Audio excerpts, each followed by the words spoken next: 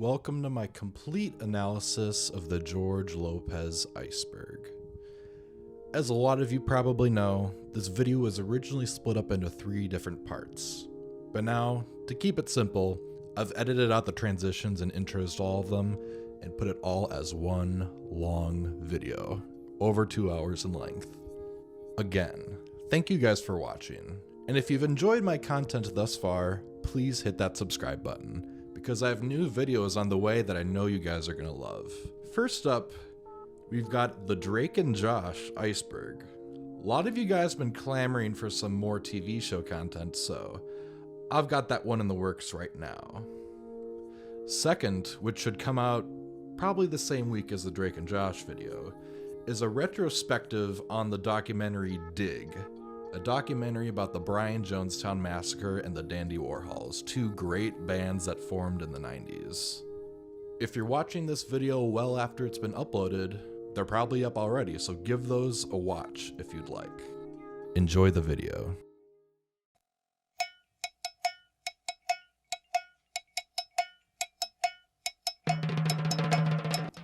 Welcome to my lengthy examination of the George Lopez Iceberg.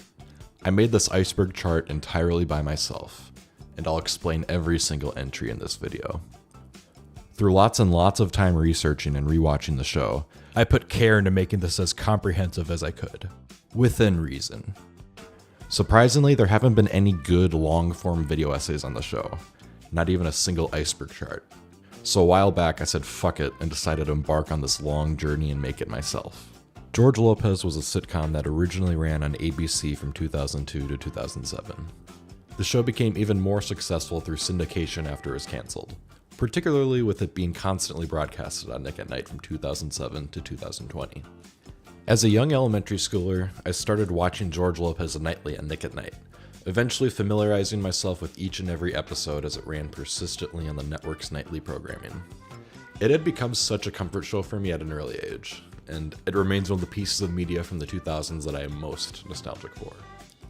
I was probably around 6 or 7 years old when I started watching the show, and now in my 20s, it's pretty funny looking back on how many adult things I learned from the show as a kid.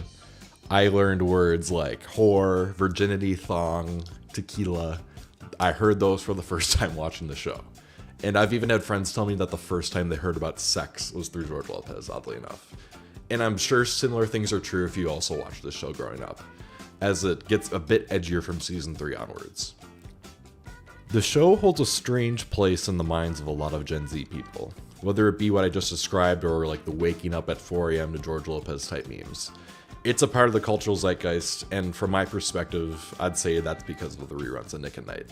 But all of that aside, I do think that the George Lopez show is a really great sitcom. The humor is great, the characters are memorable, and the whole cast have fantastic chemistry with one another.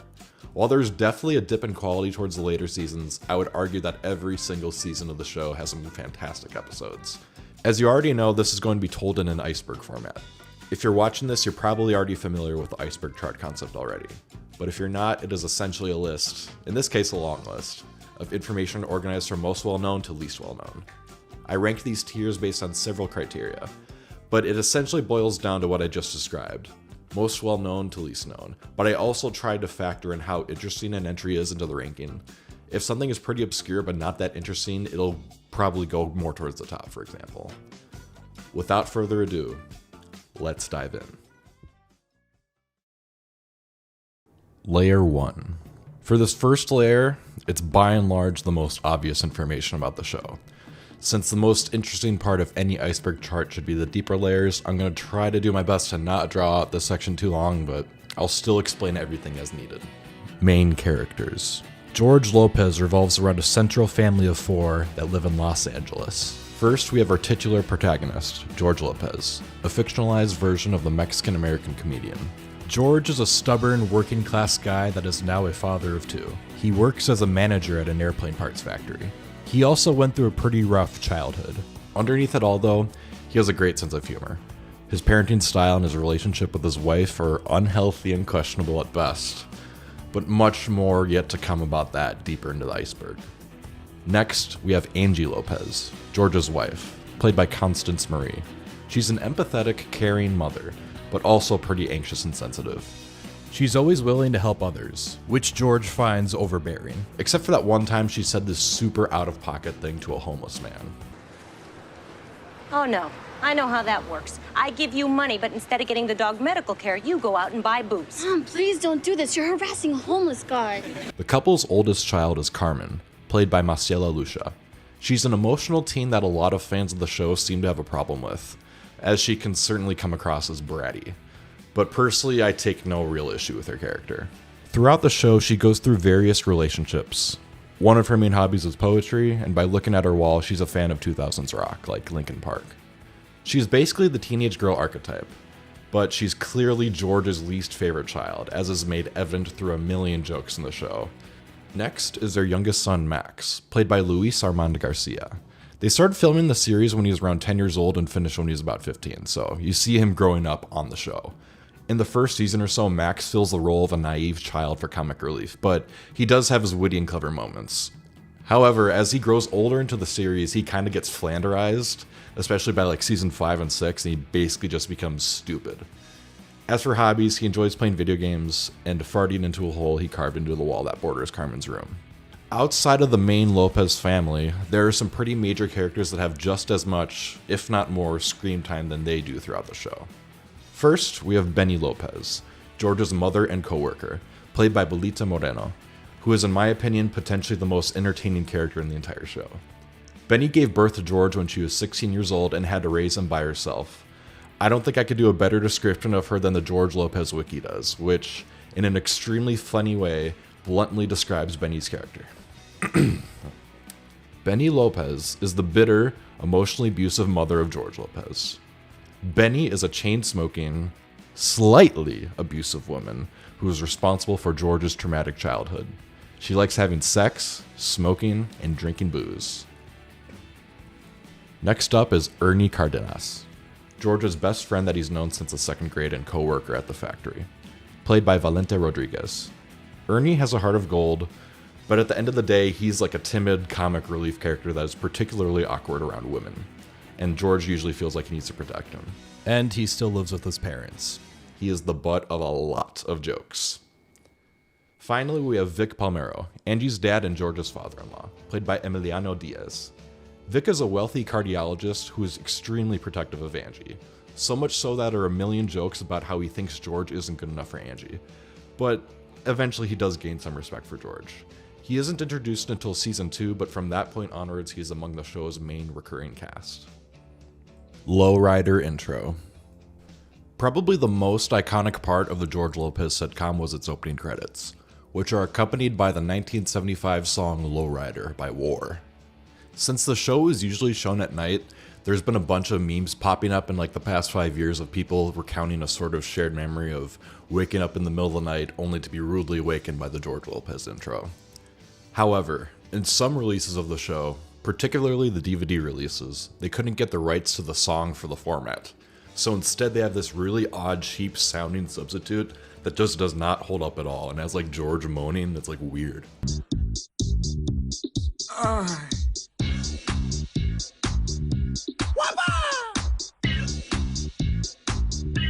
I know, huh?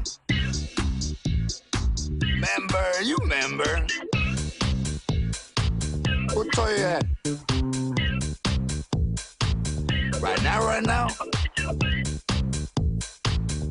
Show!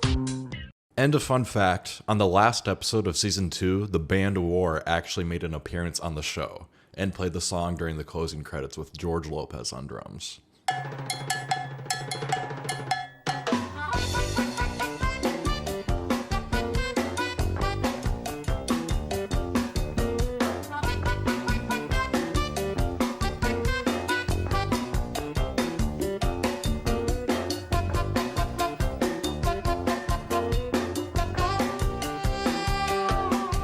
Nick at Night.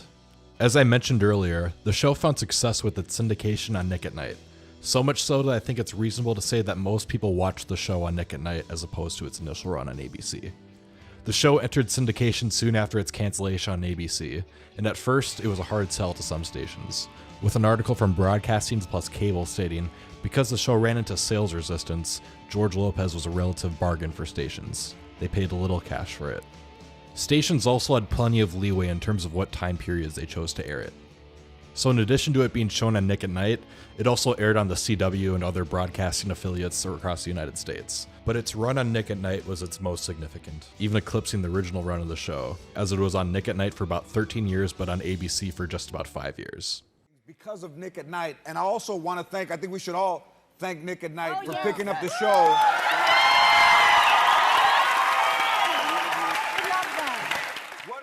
George has a big head.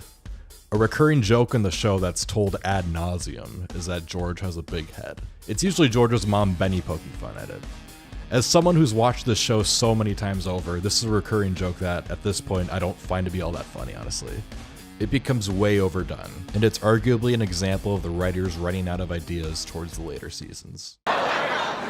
Hey, that's not fair to the employees who are here on time. Mom, you can't do that. You know what? They told me that I couldn't push out that big head of yours, but I did that too. Powers Brothers Aviation. Powers Brothers Aviation, or technically called Powers & Sons Aviation, despite always being called Powers Brothers on the show, is an airplane parts factory specializing in landing gear. They have had lucrative military contracts that are brought up several times in the show. The factory is owned by Jack and Mel Powers, two wealthy brothers that are George's bosses. In one episode, their products are described by Ernie as Boeing's cheap knockoffs. Yet there are also in-show examples of Powers Brothers working with Boeing, as well as the fictional company AeroCorp. I got this and wapa. I lump these two quotes together since they pop up in the show so frequently. These are both catchphrases by George. He'll say, "I got this," if someone doubts that he can do something. I got this! I got this! I got this! I got this! And he'll usually say wapa to show something off. Wapa! Wapa! Wapa! Wapa! Wapa! Wapa! Wapa! Wapa! Ernie has big ears. Much like the George has a big head recurring joke, it is also pointed out ad nauseum that Ernie has big ears. I find this one to be just about as unfunny and overdone, except for that one episode where George hallucinates that Ernie is the father of his kids and is married to Angie. But regardless, it is one of the most common jokes in the show. You could hear the earth turning with those ears. Hey, don't make fun of my kids, brother. Thirsties. Thirsties is the bar George and all the factory workers go to regularly.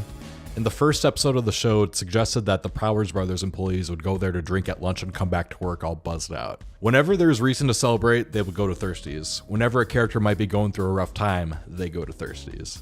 The bar is a staple in all 6 seasons of the show. Ernie is bad with women. Yet another recurring joke in the show. This is one of Ernie's defining character traits. He is terribly unlucky when it comes to dating and meeting women. Hey, George, keep an eye out for a bombshell. She's carrying a flower just like me. Ernie, someone stole your bombshell's flower and gave it to that big chick. I think she looks nice. Hi, Helen. It's me, Ernie. Oh, I'm not Helen. Well, sure you are. We got matching roses. No, I'm holding this for Helen. She's in the bathroom. I'll get her for you. No, look. I know I'm not exactly what you expected, but I meant everything I said in those emails. I'm looking for a soulmate. My heart's an open book, and you can read it if you like. That is so sweet. Helen's gonna love to hear that when she comes out of the bathroom. Look, there she is. Hey! Ernie makes desperate attempts at picking up women. Probably the most cringeworthy one being the time he took out Max to the park and pretended that he was a single dad. He also didn't see naked women until he was 30. George grew up without a dad. George's dad was out of the picture when he was growing up. Up until season 2, episode 1, he believed that he was dead because that was a lie Benny told him. Initially, he would make up stories to tell to Max of his dad being a great parent, even being a professional MLB player for the LA Dodgers, before he died in a car accident when George was little. When he and Benny bump into his father's sister at a Costco-like store, she reveals that he is still alive, but they lost touch. George's father is named Manny Lopez, and they do eventually make contact. Physical contact at first. That's for my mother. But then the two seem to patch things up after. Later, Manny's kidneys are failing, and George makes a difficult decision to give him a kidney. However, Manny died suddenly before the operation could happen. Once Manny died, George read that he did not want him at his funeral, and his anger with his dad reignited again. Manny leaving the family is the source of a lot of dysfunction for George, obviously. But it becomes even more frustrating for him when he finds out that Manny became rich after leaving him and Benny, when he and Benny were seemingly pretty poor. Manny founded Lopez Construction in Phoenix, Arizona, and became wealthy through that. Angie's family is Cuban. Angie and her family, the Palmeros, are Cuban immigrants that used to live in Miami, Florida. Vic is an exaggerated portrayal of a Cuban, given his accent and how much he likes to talk about how he hates Castro.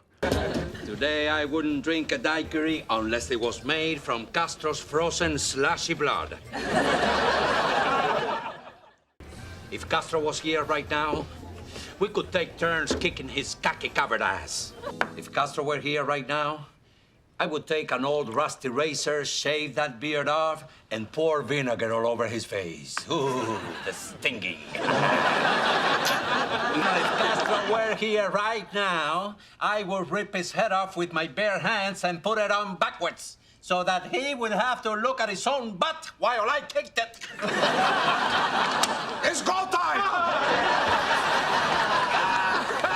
You can see your face. Ven acá, comunista! In one episode, George and Vic go on a boat off the coast of Florida to rescue his brother Octavio as he flees Cuba. Dyslexia. In season 2 of the show, the family finds out that after Max began struggling in school with reading, that he has dyslexia. Upon this diagnosis, George finds out that he is dyslexic as well. George's dyslexia is brought up especially throughout the remainder of the show, particularly with how it affects him at work. Jason McNamara. Jason McNamara is Carmen's boyfriend that she meets once she switched to a private high school.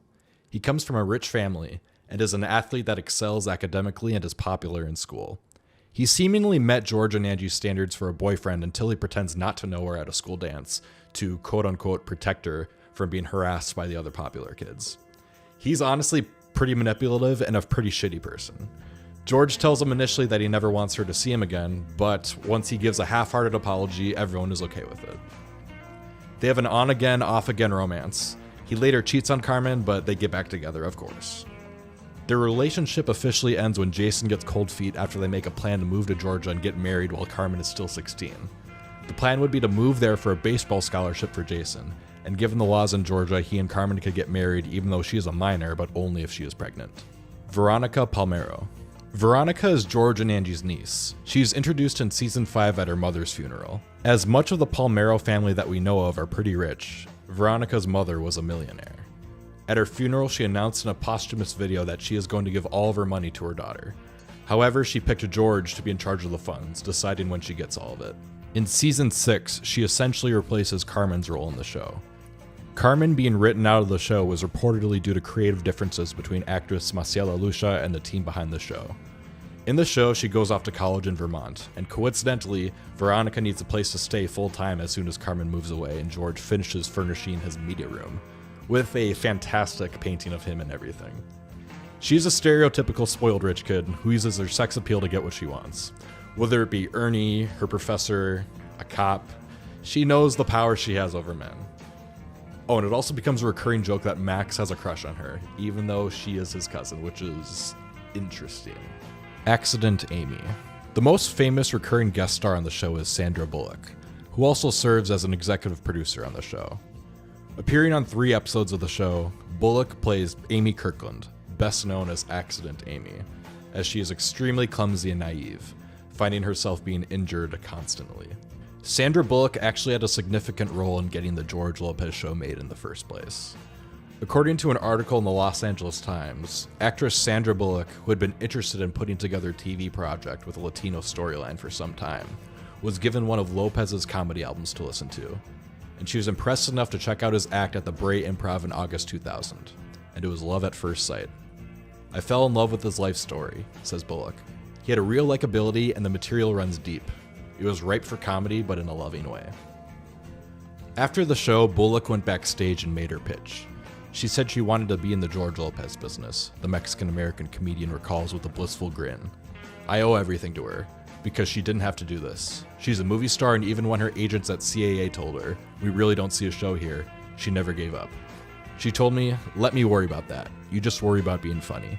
She did this out of love for the culture and because of a lack of visibility for Latinos on TV." According to a New York Times article from 2002, Miss Bullock said she was interested in producing television and had been looking for ideas for a Latin-themed show, given the rapidly growing Latino audience in the country. When she spotted Mr. Lopez, she said, "I couldn't believe what was coming out of his mouth." George Lopez, the television concept, however, was not an easy sell, Miss Bullock said. "Everybody had a chance," she said of the networks, but they didn't know what to do with it. Miss Bullock sought the help of Bruce Helford, who created The Drew Carey Show and had been a head writer for Roseanne. Because of his history with ABC on those shows, Mr. Helford said he got the network's attention and became co-creator and an executive producer of The George Lopez Show. Miss Bullock, another executive producer, sweetened the deal by agreeing to appear intermittently on the show as Accident Amy, a klutzy worker at the factory. Benny is an alcoholic. I don't think anybody will be arguing with me on this one. Benny is constantly drinking on the show. There are too many examples to count of how often she drinks. But one of the more damning examples is how she drank tequila immediately after George was born. What is this? That is a copy, George, of your birth certificate. Why is it a copy? Because when your dad left us, he stole the original. So is this the original? Oh, my God, yeah, that's it. That's where I spilled the tequila. Hey, the second the doctor told me I could drink again, I drank. Another damning example is at Max's 5th grade graduation.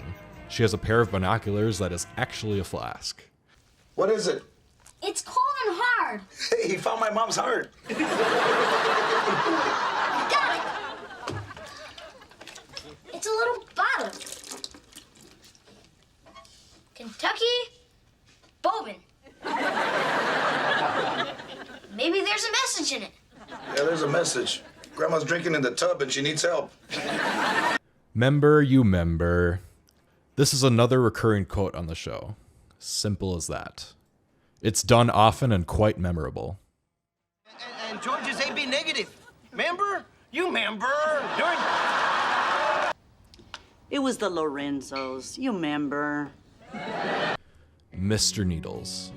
Mr. Needles is the Lopez family's dog that they got from the homeless man Angie was super rude to earlier. Mr. Needles has a myriad of health issues, including diabetes, kidney stones, arthritis, cataracts, erupting tail acne, mange, ringworm, a bladder infection, and in a later episode, fucking cancer. Max gives him the name Mr. Needles because of the amount of injections he has to get due to his health conditions. Mr. Needles is introduced in Season 2 and is featured in the show throughout Season 3, but for whatever reason never makes an appearance after that, despite notably overcoming cancer. Marisol. An extremely memorable character in the show, Marisol appears throughout Season 2. She is introduced when Angie hosts a job training group for ex-gang members focused on grooming dogs in the family's backyard. Marisol does a terrible job at grooming one of the dogs and mentions that she would like to work in an office. Angie then guilts George into hiring her as an assistant at the factory. She is best known for her iconic catchphrase.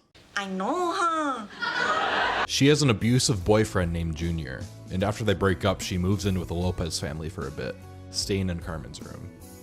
She is a hilariously abrasive character. I honestly wish she appeared in the show way more than she did. Having her appear in the later seasons could have added more grit and conflict to the show.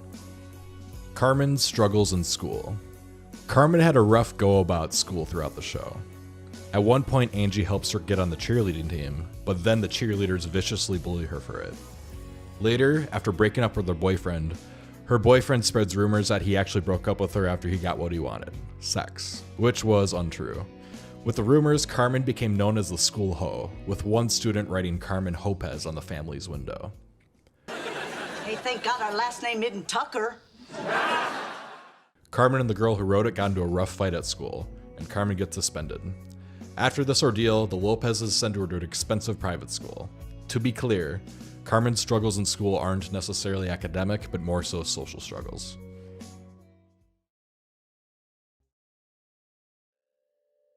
Layer 2. Randy McGee. Randy was Benny's ex-fiancé, played by Nick Offerman. Randy is considerably younger than Benny. He was 42 years old when they started dating, as Benny is probably in her 60s. Randy works a forklift at the factory, and at one point was romantically involved with Accident Amy. Eventually, he and Benny get engaged, but that gets scrapped real quick, as he and Amy start fooling around again shortly thereafter.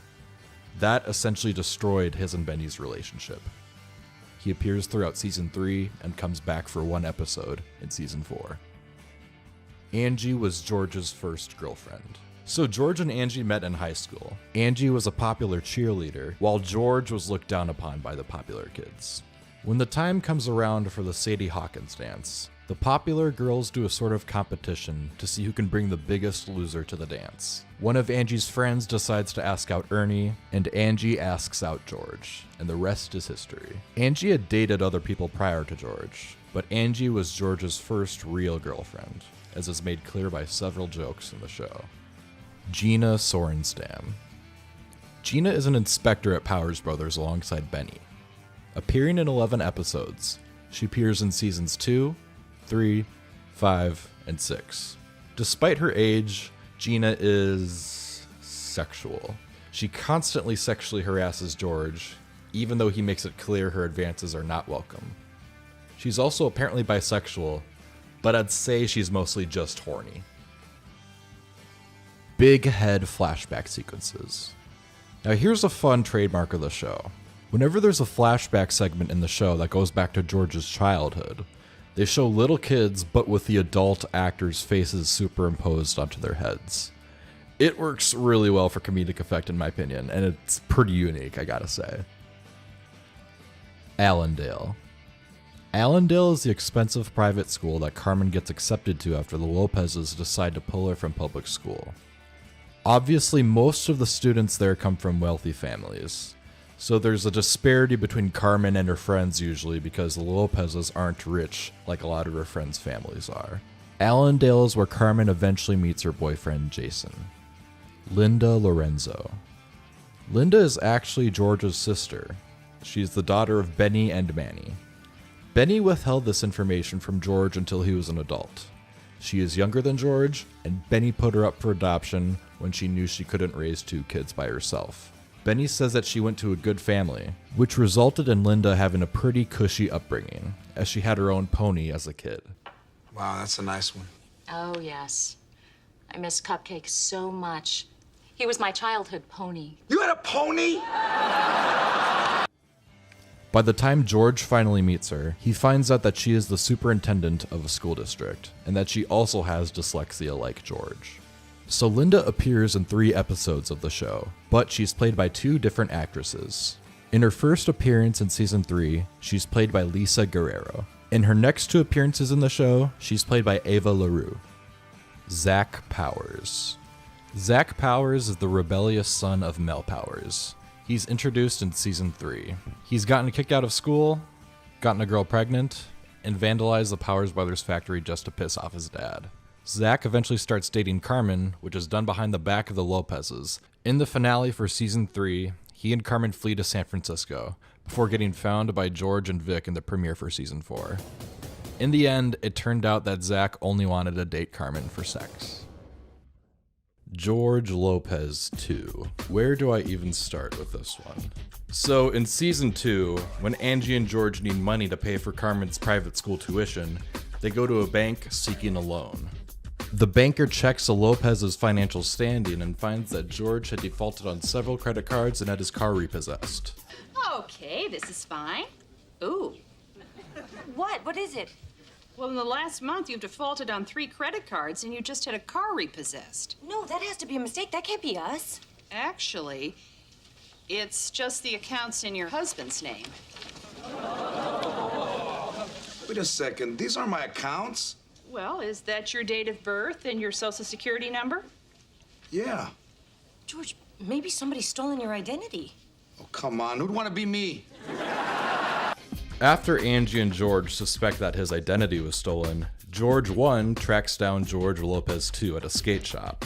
After some lengthy conversations, they find out that George Lopez 2 is the son of Manny Lopez.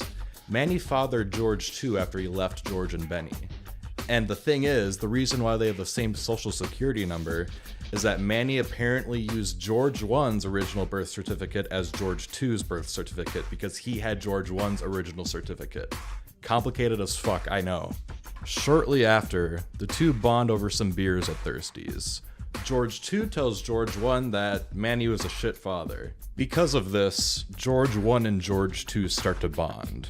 Shortly thereafter, George 2 asks George 1 for some financial support. Obviously, George 2 is not in the greatest financial standing given the repossessed car, the defaulted credit cards, etc. So George is about to agree to do it, but then George 2 eventually reveals that Manny actually was a great dad. He even gave George 2 a trust fund when he was in college, but after blowing through it, Manny cut him off. Are you my half-brother? Do you even know who my dad is? Where'd you get the birth certificate? What are you talking about? You went to college, fool. Your student loan caught up with you. I can't believe a word you say, man. Who the hell are you? I'm your half-brother, okay? I didn't tell you about college because I didn't think I'd get a whole lot of sympathy from you. I didn't think you'd help me out. And what else did you lie about? We weren't poor. What? We didn't really live in a Monte Carlo. We kind of summered in Monte Carlo. Our dad's rich, man. Damn. But if you're rich, why do you need $500 from me? No, Dad's rich, okay? He built this huge construction company. You know, I screwed up and he cut me off, man. I ran out of my trust fund money last year. You're a spoiled rich kid? And our dad's not such a horrible guy. He gave me a lot of chances. He's actually a pretty good dad. George 2, however, did let George 1 know that his father lives in Phoenix, so that eventually helps him track him down. George Lopez 2 later appears again in season 3, the episode where George decides to give Manny one of his kidneys. But after that, he's never seen again. Claudia. So there are actually 2 different Claudias in the show, but the one that I'm referring to here is George's red-headed assistant that appears in season 1. She's pretty goofy and had a fun presence in the first season, but for whatever reason, she never came back afterwards. Honestly, I feel like it would have been pretty fun if the writers brought her back, but these things happen when a show is in its first season. Emelina Palmero. Emelina is Angie's mother. She's a dermatologist that's married to Vic Palmero, and actually just appears in one episode, season 2, episode 11. The same episode where Vic is introduced. Later on in the show, Emelina becomes pretty important to the story without actually appearing on screen again. In one of the show's later seasons, Vic finds out that she had cheated on him, and the two get divorced after 40 years of marriage. She and Angie were very close with one another. So this divorce took a huge toll on Angie. Not long after that, she suddenly dies, and Angie is devastated by that as well. Spuds. Spuds was a name George was called in school when he was a kid, usually by bullies. In one episode of the show, George runs into somebody he has not seen since grade school, and this person didn't realize who George was until he clarified that he was Spuds. Hey man, I'm George Lopez. You beat me up when I was 8. I don't remember that. No? Does this look familiar? Oh! Ah! Oh, Spuds! Yeah, Spuds! Maybe you don't recognize me because my head doesn't look like a potato anymore. Ricky. Ricky is Max's mischievous friend that appears in seasons 2 through 4. He and Max get into a lot of tomfoolery together. They literally destroy the Lopez's garage with fireworks, and in another episode they drive a car into the Lopez's backyard. Ricky comes from a troubled home, with an absent father and an alcoholic mom. Later in the show, Ernie ends up taking in Ricky into his family's house, becoming his legal guardian. Hey, what if he stays with me? Oh, come on, Ernie. No, he can stay with me and my folks. You serious? Yeah. You remember my mom and dad used to be foster parents? And I could get certified while Ricky's staying with us. But, dude, I mean, come on, taking on a kid, isn't that gonna cut into your social? Well, what about climbing up to corporate? What if you meet a girl who... You know what, you can take my kids, too. Hey, this is gonna work, George. After Ernie takes in Ricky as a foster parent, he starts dating Ricky's mom, who is clearly just manipulating him for money and other things. After the episode where this happens, Ricky is never seen again. Similar to how the writers treated Mr. Needles, this feels like one of the many loose ends they left on the table. Like, I don't know, if you're gonna write off a character off a show like this, usually you wouldn't put them under the guardianship of one of the show's main characters. One of many decisions that the writers made that is truly a head-scratcher. The Lopez Way. Yet another one of George's recurring catchphrases. Whenever a challenge is presented in the Lopez family, George will usually tell Angie to handle it the Lopez way, which basically means ignoring it until it goes away. Or it can mean something like this. You know, the Lopez's are proud people. And when there's principle at stake, we don't compromise no matter what. That's just the Lopez way. They're fighting over $20. We're petty, too. The show was progressive for its time. Now, in some ways, this isn't true, which I will touch on later. But at the end of the day, having a show like this about a Latino family on a major network was a pretty big deal at the time. As I talked about in the Sandra Bullock entry, the show faced many obstacles in the way of getting made in the first place. So the fact that it did get greenlit and went on for a pretty successful 6-season run was a big deal. It paved the way for more minority families to be portrayed on TV, which nowadays is pretty commonplace. Additionally, the show is also pretty progressive in the way that it depicted learning disabilities, specifically dyslexia. Sylvie Cardenas. Sylvie is Ernie's mom. Her defining character trait is that she is, well, extremely overweight. However, this character trait is actually a continuity error in the show. Because in the season premiere of season 2, we actually get to see Ernie's mom on camera, and she's not overweight at all. Hey, George. Hey, Ernie. What are you doing here? Oh, my mom wanted to see the new Buyer's Warehouse. Yeah, mine too. Are we pathetic or what? Hey, George is only here to reach the high stuff. You're here because you still live with your mom, you freak. Throughout the later seasons, there are many jokes and mentions of how Sylvie has been overweight basically for Ernie's entire life. Yet another plot hole thanks to the writers. But yeah, that's basically her entire character. Just a bunch of fat jokes. And now for the final entry of Layer 2, Salma Hayek. As anybody who's watched this entire show can probably tell you, Salma Hayek is George's celebrity crush. This actress never appears in the show, but she's mentioned in just about every single season with George fantasizing about her in some way.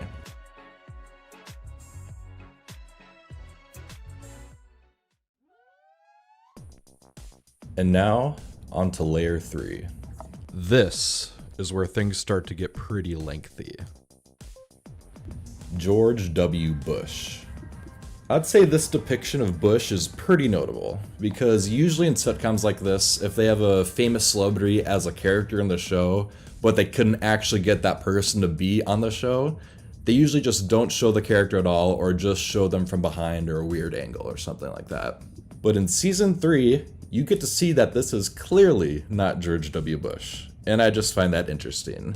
The casting director just said fuck it. Basically, the whole reason why quote-unquote Bush appears in the show in the first place is because he's speaking at the Powers Brothers factory, because he's campaigning for more defense spending, and as I said earlier, the Powers Brothers has lots of military contracts. Additionally, a lot of the employees at the Powers Brothers factory are Latino.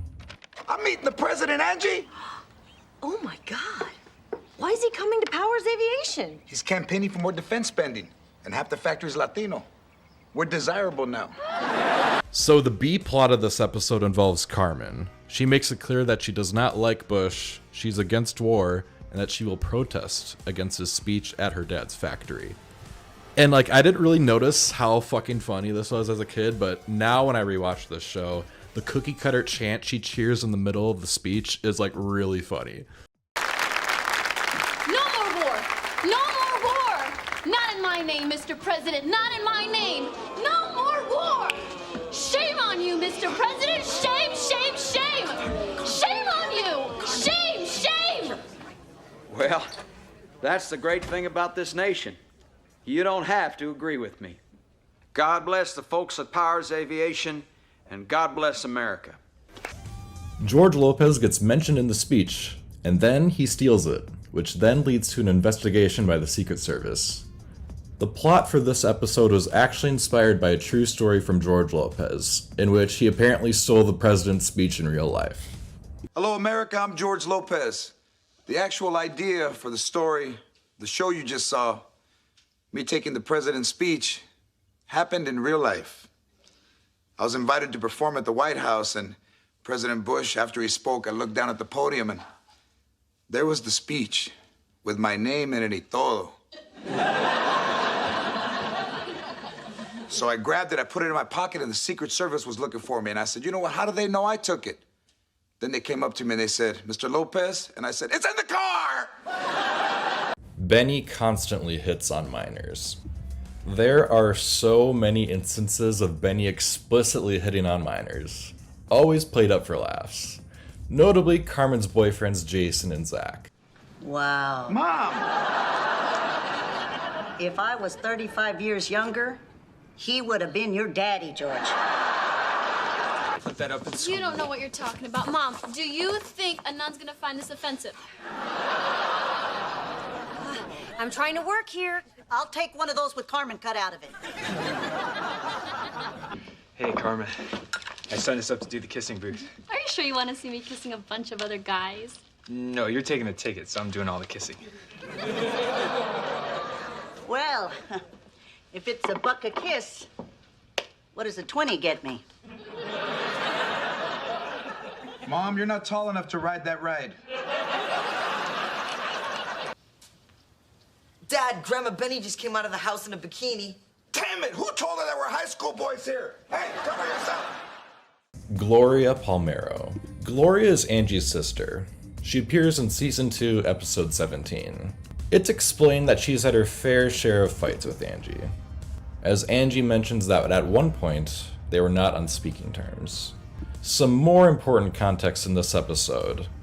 She recently separated from her cheating husband, and in this episode, caught up in emotion and jealousy, she kisses George. Max witnesses the kiss and confronts George about it, concerned that his parents are going to get divorced just like Gloria and her husband did. Gloria talks to Max about it, explaining that what she did was a mistake, and George and Max agree to wait to tell Angie until Gloria leaves. But, naively, Max tells Angie the second Gloria walks out the door. Aunt Gloria kissed Dad. That's how people say goodbye, Max. No, in the garage last night. Oh. What? In her nightgown. The red one, not the black one. Dad said we should wait till she left to tell you. Left the city, man, not the porch! And then Angie and Gloria fight, once again starting up another rough patch in their relationship. Gloria is never seen in the show again, but she is mentioned in passing. The story for this episode was apparently inspired by an instance in George Lopez's real life. Bobblehead title card. Quite a few episodes in Season 2 open with the title card with a bobblehead of George on it. This isn't especially interesting, but it's notable as it happens in episodes of Season 2 and then never again. George and Ernie's band. George and Ernie had a band in high school. In one episode it said that the band name was Sabotage, and in a later episode it is referred to as a different name. They had a song called Mexicat, and seemingly were a pretty big ripoff of Kiss. I feel like this entry isn't that significant in the grand scheme of things, but for some reason it's really burned into my memory from watching the show as a kid. The Worm. In 2 episodes, one from season 1 and one from season 6, the same thing happens. George and Ernie go to Thirsty's and drink away their frustrations. They get a bottle of mezcal to share, and in both episodes, George swallows the worm, resulting in a long hallucination in which George goes on a trip and sees how his life may have turned out different. Well, we just want everything to be perfect for our special day. I mean, we're only getting married once, right, Pumpkin? Hey, man, stop it. Oh, somebody called Snow White because Grumpy's on my couch. What's going on, man? What are you talking about, getting married? He's always a little loopy when he gets up from a nap. If you back out of our wedding now, I'm gonna keep the engagement ring you got me. Engagement ring? Don't be modest. It's beautiful. Mira. The idea of the worm being a psychedelic is a myth, unfortunately, but it's used as the main plot device in both episodes. I personally loved this plot device. I think these 2 episodes were really funny, especially the one where George and Ernie are gay.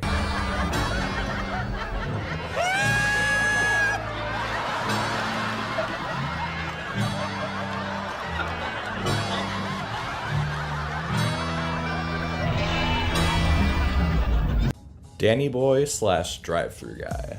These are 2 apparently different characters that are voiced by George Lopez himself in the show. I say apparently because neither one are seen on screen, for obvious reasons. Danny Boy is a guy that calls in sick multiple times in season 1. Okay, Danny boy. I'll tell George you're not coming in. Goodbye.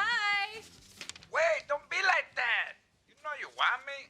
Come on, let's go out. I'll bring you back. Danny boy, this is George. Why aren't you at work? I'm sick, man. I'm bedridden. Uh-huh. I got depression también. But I'm gonna get my life together. I'm gonna move out of my mom's house. I'm gonna go live with my aunt. You'll see. I'm gonna show everyone. I just need a truck. Danny boy, your medical leave ends Monday, and so does your job if you're not here. Bye. And the drive-thru guy appears in that episode where George drives around Benny and her friends. Sorry, what were you saying? How can I help you?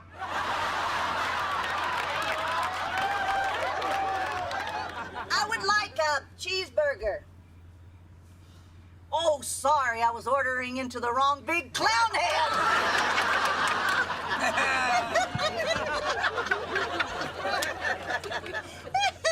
We'll take 10 cheeseburgers. You like a french fry? Sorry? French fry. French fry. These aren't my friends, and not one of them is fine. Women as a punchline / misogyny. So, remember in that entry where I said the show was progressive for its time, and that there were some exceptions to that? This is the biggest one. There are undertones of misogyny in the writing of the show. The most glaring example being the way George treats Carmen. Anyone who's watched the show can tell you that there are a million jokes from George and Angie about how they think that Carmen is the lesser of their 2 children. Additionally, George and Angie, but especially George, are obsessed with Carmen's virginity, which is a misogynist social construct in and of itself. In season 4, episode 1, right after Carmen comes home after running away to San Francisco with Zach Powers, one of the very first questions Angie asks her is, not if she's okay, but if she's still a virgin. Sorry, Mom. Well, it's all over now. You're home, huh? And I am not gonna hammer you with questions. You want some tea, honey? Sugar? Cream? Are you a woman now? Cookie? Because obviously, if your child runs away to a big city hours away from home for several days, as a parent, your biggest concern here should be the status of your child's virginity, not anything else. Carmen's family seem to think that she's not very bright. basically writing her off as a dumb teenage girl that is going to stay that way. Whenever Carmen might be struggling, George, Angie, and Benny usually make a joke about how she's going down the path of becoming a stripper or a sex worker one day. This is notable because whenever Max struggles in school, there are practically no jokes like this made by his parents. At least not to the level they're levied at Carmen. Honestly, the writers hate Carmen so much. It shouldn't be a surprise that I see so many people online hating on her character because, in a way, she was written to be hated.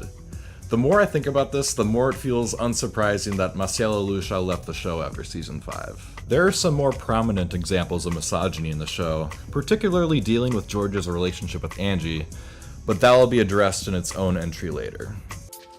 Angie, stop cradling that dog like he's a child. The doctor sees that he's gonna get us for as much money as he can. But I do consider Mr. Needles one of our children. That's just because Carmen set the bar so low. Well, what's the matter? I don't want to go. If I failed, I'm just gonna have to sit there like an idiot while everyone else is all happy signing their yearbooks. Okay, well, you listen to me, Max. Okay, you could fail the 5th grade every year until we're old and senile, okay? Then you could dress us up in funny clothes and charge the neighborhood kids to ride us. And you will still be a better child than Carmen. Why don't you open something from Santa first? That's not fair, Dad. He gets 2 gifts and I get 1. Because he's a boy, quiet. You know, Carmen's gonna be driving next year. Pretty soon we'll be paying for smashed fenders and street signs, old people, coffee shops. Was I going the wrong way? Oh. I thought everyone was waving at me because I look so good. This smells great. I cook for my mom all the time. Well, she's lucky to have you for a son. How come you don't cook anything for me, Max? Because I don't have to work for your love. I mean, who's my competition? Carmen? I don't think so. La Marie Cosmetics. Angie becomes a salesperson for La Marie Cosmetics after she and George decide to enroll Carmen in private school to help cover the costs of tuition. For a good while, this is Angie's job. Eventually, Angie loses thousands of dollars of La Marie products after Max and Ricky burn down the garage where the products were stored. In Season 4, Episode 4, La Marie officially goes out of business. Piper Mori. Piper was Carmen's friend in Season 2 that later turned against her. She's the one who wrote Carmen Lopez on the Lopez's window. Piper is a presumably rich honor student and class president, which later puts the school administration in favor of her as opposed to Carmen when they get into a rough fight. She is introduced in Season 2, Episode 2, and from the get-go she's a pretty obnoxious person, especially when she calls the Lopez family poor because Carmen doesn't have a cell phone. She and the other girls also harass Carmen's best friend, Toby, and make fun of her weight. Basically, a bully from the start. Adam Connors. Adam is Carmen's boyfriend that's introduced in Season 2. He's the boyfriend that I mentioned in the Carmen Struggles in School entry, who spreads rumors that she had sex with him at school that later causes her to get bullied. I put this entry right next to Piper's since they are directly related. After Carmen and Piper's rough fight at school, George eventually pressures Adam into confessing that Piper started the fight to the school counselor, Sonia Garcia. Sonia Garcia is George's high school crush that he mentions so often throughout the show. Sonia is never seen on screen, but both George and Ernie recall several instances of George trying to woo her in school. Oh, this place brings back such great memories. Right there, that's where Sonia Garcia said she wouldn't go to the prom with me. And right there, oh, this is where Sonia Garcia said, "I'm serious, I won't go to the prom with you." And right here, oh, this is where Sonia Garcia's boyfriend beat me up. AeroCorp. AeroCorp is a company that the Powers brothers work with in Season 2. As Jack and Mel prepare for a corporate meeting with AeroCorp, George expects to be a part of the meeting as well, but is pretty much tossed aside as he's told that the meeting is just for the big boys. After he sees how George was treated by his bosses, a higher up at AeroCorp offers George a lucrative job at the company. And since George is too proud to accept anything good that comes to him, he does turn it down. Coffee will look at you and say, "Damn." This is one of my personal favorite quotes in the show. George says it to Carmen. Dad.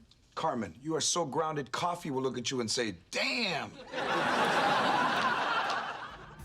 Maciela Lucia isn't Latina. This is probably obvious to some, but the only person in the main cast that isn't Latino is Maciela Lucia. She's actually Albanian American. Damn illegal aliens. This might be my favorite quote in the entire show.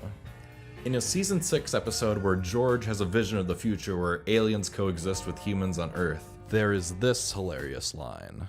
All the unskilled labor's going to Martians. Damn illegal aliens. The Commodores. The Commodores are a famous funk and soul group that formed in 1968. The group was signed to Motown, and their most famous member was Lionel Richie, who left the group in the 80s to pursue a solo career. What do the Commodores have to do with the George Lopez show, you might ask? Well, after Benny's extremely upset with Randy, Randy arranges a backyard performance from the group in the Lopez's backyard as a way to win her back. They perform the song Brick House. Great, great song. Randy says that he has this connection because he used to be a roadie for the band, and that they owed him a favor. Benita, I have no choice but to turn to a song they wrote that sums up exactly how I feel about you. You really think you're gonna win me over with 3 times a lady? I wasn't planning to.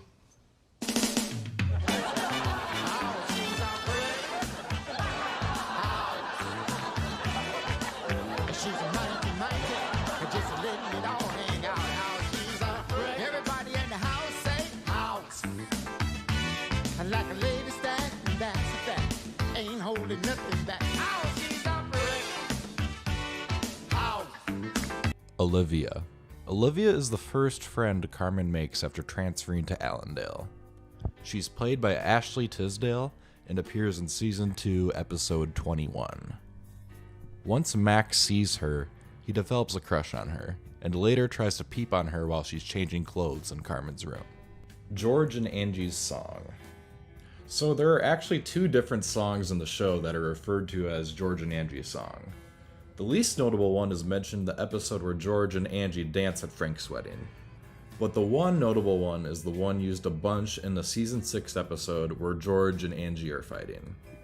In the episode, George hears a song wherever he goes, and it pains him as it reminds him of Angie.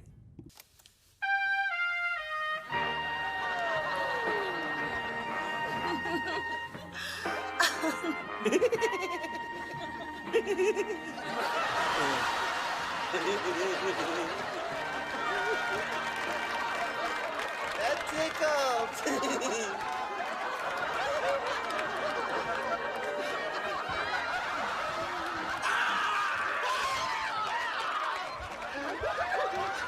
Benny likes to meet men in the Home Depot parking lot.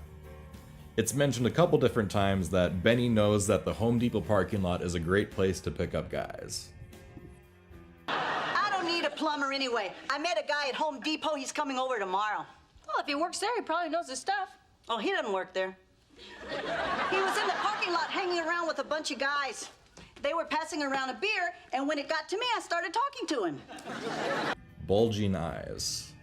Throughout Season 1, one thing that George did a lot on the show was bulging his eyes when he would say certain things. This is something that he carried over from his stand-up routine. In an interview that's featured as a bonus feature on the DVD for Season 1 and 2, he admits that it does not play well on television, which is why he stopped doing it after Season 1. Sex bracelets. In one episode, Carmen and her friend start wearing these colorful bracelets that turn out to be signifiers of things you will do to a boy, with blue apparently meaning sex on the beach. After seeing these, Angie takes an interest in these bracelets, and not knowing what they mean, when she wears them, she gets hit on by a young grocery store worker. No, Angie, don't end it. It's just one gray hair. We'll dye it. What's going on? I had an interesting little trip to the grocery store. Another shopping story. Let me have those scissors. When the teenage boy bagging my groceries noticed my bracelets, I took it as a compliment. When he helped me to the car, I thought that was really sweet. When he put his hand on my butt and told me that he'd never done purple with an older chick, I hit him. And when he stopped crying, we found his retainer. He told me that each of those colors stands for something different you'll do with a boy. Just to cut them all off? Tommy Durango. Tommy Durango is the school counselor George goes to after Carmen and Piper get into their big fight. Upon meeting, George realizes that he actually knows Tommy. He bullied him and Ernie in high school. He's played by Steve Schirripa, who is well known for his role in The Sopranos. When George and Vic get into a dick-swinging contest over who could spend the most money on a Christmas celebration, Vic shames George for not showing Max any Mexican Christmas culture. As a way to remedy this, Marisol lets him know about a play happening nearby. When they attend the play, they find out that the play is, funnily enough, pretty fucking dark, as it deals with Mexican gangs and drug dealers. Merry Christmas. Feliz Navidad. Hey, that's my brother. You go, Beto!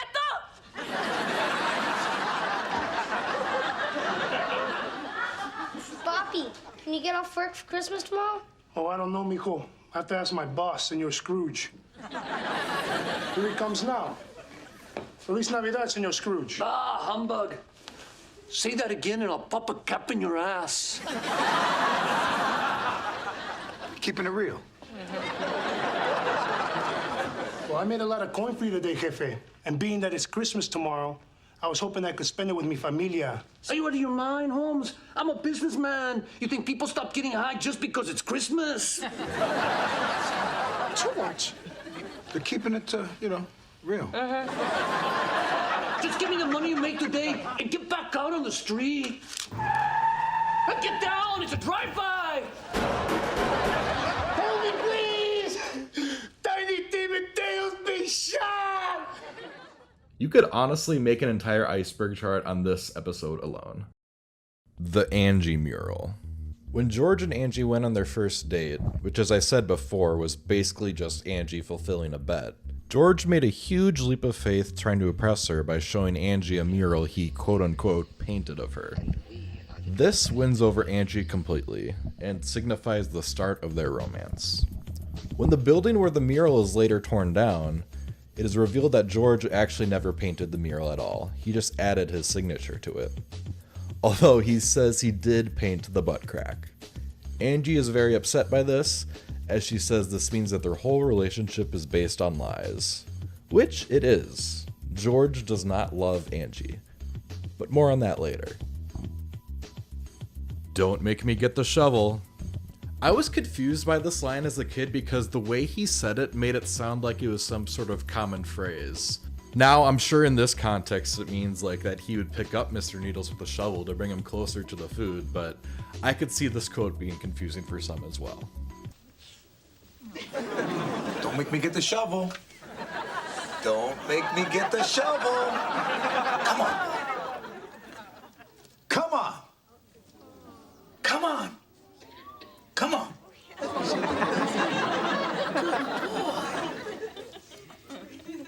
You just needed a little motivation. I learned that shovel thing from my mom.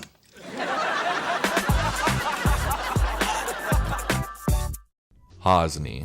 Hosni is an Arab employee at the factory that appears in Season 2, Episode 18. Once the Powers brothers are on the verge of getting a big government contract, Jack tells George to take him off the line as lead inspector, as Jack is concerned that it could cost him the government contract, quite literally racially profiling and discriminating against Hosni. It turns out that Hosni went to flight school, and considering the episode takes place in a post-9/11 America, that's why Jack views this as a red flag that could keep them from obtaining the government contract. George understandably feels bad and pretty conflicted about this the whole episode, and he feels like he shouldn't go through with it. Surely the show would have George stand up for Hosni and send home a message that discrimination in the workplace is wrong, right? Nope. The episode ends with George shifting Hosni's position on the line to a monotonous office job shuffling papers. So basically the show is saying that racism is okay if it means it might save some jobs. Got it. Like it is. In Season 2, Episode 11, at the end of the episode and at one other point, George says this to Carmen a few times. Dad, how could you do that to me? Because I thought it'd be funny like it is. I just thought this was notable since it was said several times, and I feel like the writers wanted this to end up as a catchphrase, but it just never stuck. Pools at the factory. In several episodes of the show, whenever a factory worker at Powers Brothers might be having something good happening in their life, the other employees at Powers Brothers basically make a bet that it won't last. Congratulations on losing the weight, Ernie. You know, there is a pool that says you won't be able to keep it off. Are you in on it? No, of course not. Your health is worth more to me than $50. Oh, look at this. Someone has picked the lock on the new vending machine. Why, a fella could eat anything he wants. Look, your fiance just walked out on you. He's taking a couple of days off. Why don't you do the same? I'm fine. I just want my damn candy bar. And I want everybody to stop talking about Randy. Okay, listen up, people. Randy dumped Benny last night. Just 1 month before their wedding. Now, that's sad for Benny, but boy, it's great for me because that's the date I picked in the pool. That's right. Pay up, suckers. Mel. Oh, geez, Benny. Boy, I'm sorry. I didn't think you would be in today. I don't believe this. You all had a pool that I wouldn't get married? No, not at all. No, we had, Benny can't keep a man pool, see, so. George had kidney disease in real life. The storyline in Season 3 where Manny has kidney disease is actually inspired by George Lopez's real life. George was diagnosed with kidney disease in 2004, and his wife at the time, Ann Lopez, donated one of her kidneys to George, effectively saving his life. The couple eventually divorced after 17 years of marriage.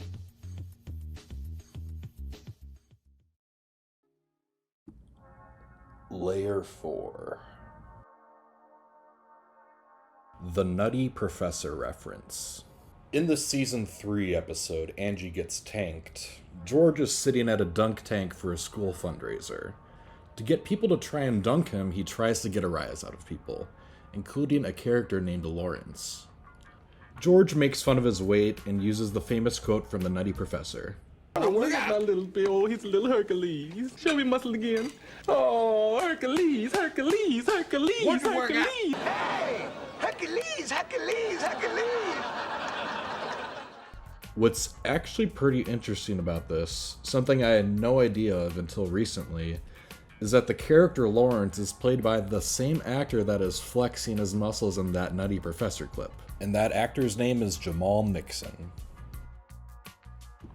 Lalo Montenegro. In Season 2, after Ernie searches Benny's personnel file at work, he comes across an incident report from 1965.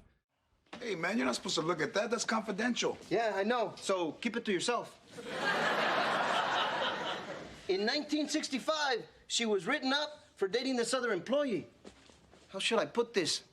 She was found in the break room with her landing gear up and her flaps down.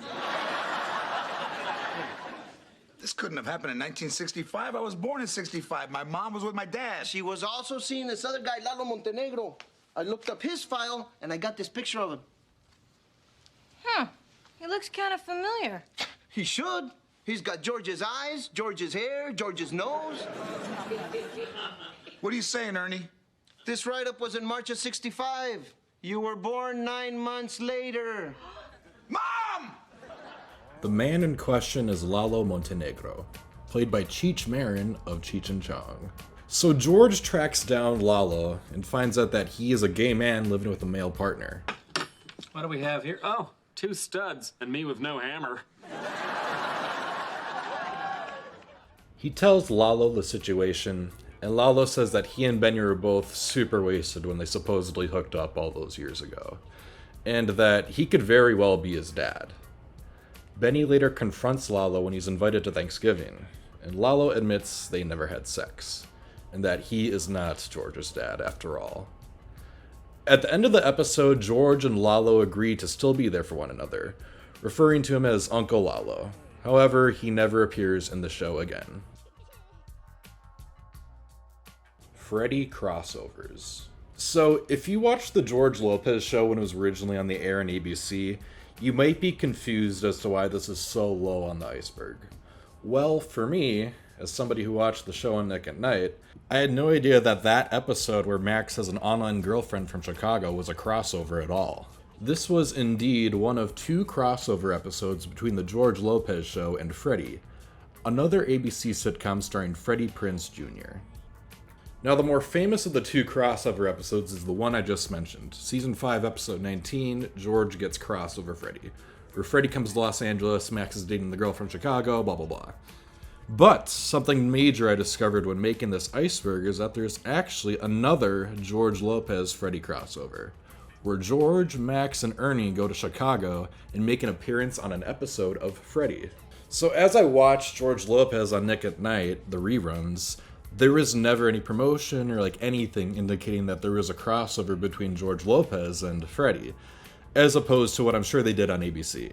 But for me, someone who's watched the George Lopez sitcom an ungodly amount of times at this point, finding what is basically an episode of the show I've never seen was surreal. But yeah, unfortunately the episode of Freddy that features some of the George Lopez cast is pretty mid. The plot is basically they visit Chicago so Max can visit his online girlfriend that was established in Season 5, Episode 19 of George Lopez. While they go do their own thing, George and Freddy have sort of a dick measuring contest, as George loves to do, just to see which of the 2 came from a rougher background. Given that Freddy lives this wealthy lifestyle in Chicago and George has made a good living for himself in LA, when they go visit a seedy, dangerous dive bar Freddy used to go to, they both kind of get freaked out and then they get sent to jail. And then they settle the dispute, if you can even call it that. By the end of the episode, Max and Zoe realize they really aren't a good match, so that plot line is wrapped up. But there is one odd thing about this episode in terms of the George Lopez canon.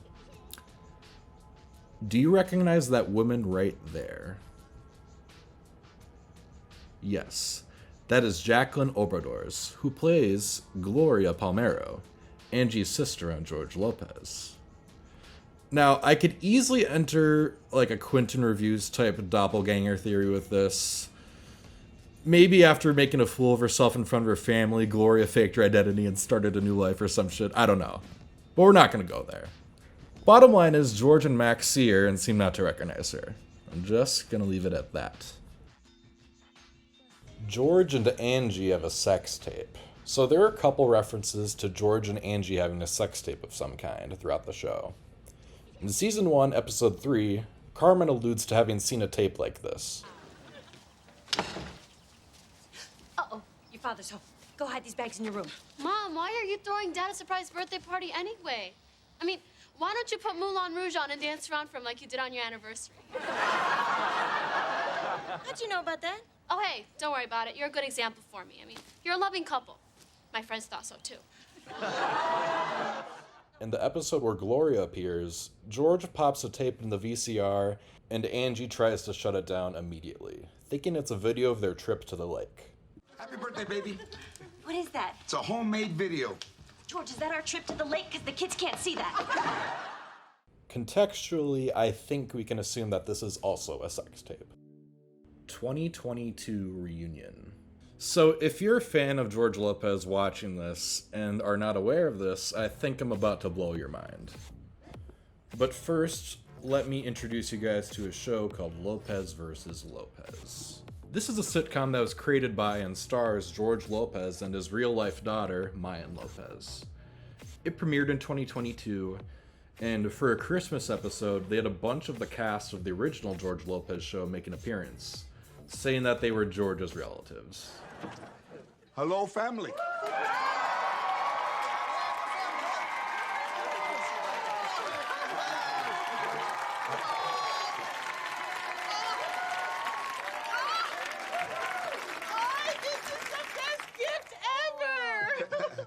Yeah, it didn't cost me nothing. Thank you, George. Where's your husband? I don't know. I haven't seen him since 2007. I have not seen you in so long, George. Somehow your head just got bigger. How would you know that? Are most old bats blind by your age, sir? Hold on. Come in. It's a nice little thing to tie it all together with these references. I found this reunion to be pretty heartwarming, but also a little bittersweet. I mean, everyone here looks older, but like Ernie looks a lot older, holy shit. I do wish there was a more proper reunion or continuation of the original show in some way, but we're going to talk about that possibility deeper into the iceberg. The only other on-screen reunion of sorts was when they got most of the main cast together on George's late night talk show Lopez Tonight as sort of a celebration of the show. George has something buried in the backyard. George hints at there being something buried in the backyard many times during the show. While on one hand, it could be dismissed as a joke, but considering that it's mentioned so many times through the show, it makes me feel that there's something buried in the yard. Maybe it's a body, I don't know. But we'll get to that later. Now, you know, if I ever see you around here again, I'll be burying you next to Justin. Who's Justin? He's what makes my roses bloom.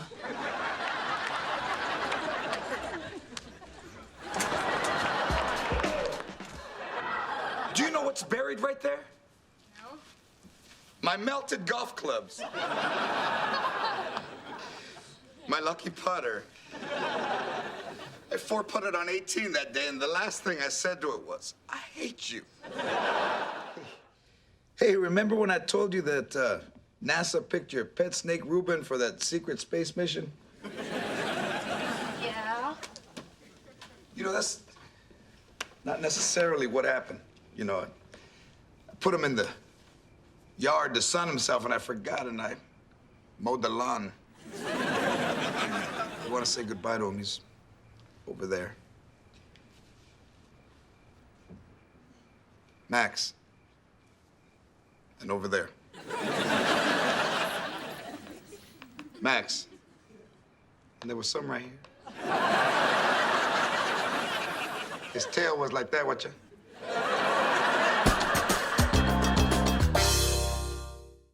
Frank. Played by Mel Rodriguez, Frank is a worker from the factory that is somewhat of an anomaly of a character in the show, as he's a minor character that appears in 1 episode of Season 1, 2 episodes of Season 2, an episode in Season 3, and then way later, just 1 episode in Season 6. In his debut episode, George is nervous about Max being safe walking to school by himself, so he decides to test him to see if he would get into a stranger's car, by having Frank try to lure him into the car. I'm gonna test my kid. When you get next to him, I'm gonna tell you what to say. I wanna see if you'll get in a stranger's van. You know, I don't know about this, George, really. Hey, you wanna stay in the carpool? Is it gonna be like this every morning? There he is right there. Get his attention. Hey there, buddy. Hey, Frank, tell him you lost your puppy. Hey, you see my puppy around here anywhere? I lost him. I don't know this neighborhood too good. I haven't seen him. Hey, ask him to get in and help you look for the puppy. Hey, you want to hop in, help me look for him? I'll give you a couple bucks. Oh, that's good. Hey, you've never done this before, have you? I'll help you look for the puppy. Go away! Mr. Lopez? Timmy, you're gonna ruin it. But I want to help look for the puppy. Come on, just get in and be quiet. Come on, Frank, catch up to Max. Hey, tell him you got an Xbox in here. Where's the Xbox? I want to play. Man, Timmy, be quiet, and I'll give you all the change that's in my pocket. Hey, you know, I got an Xbox in here. You wanna come in and play with it? You're not safe! You're not safe! Hey, George, your kid's running away. Oh, man, good boy. Way to go, Max. We got company. George? Is that you? Oh, hey, Jim. What are you doing here, Jim? I just walked my kid to school. What are you doing back there? Hey, Jim, listen, I know this looks funny, but I was worried about Max walking to school all by himself, so I thought maybe I'd test him to see if he'd get in a stranger's van, but Timmy got in instead. In season 2, they host Frank's wedding in the Lopez's backyard. And that's about all there is to his character. As a somewhat infrequent recurring character, it feels like this would have been more fitting for a more high-profile guest star. Disney.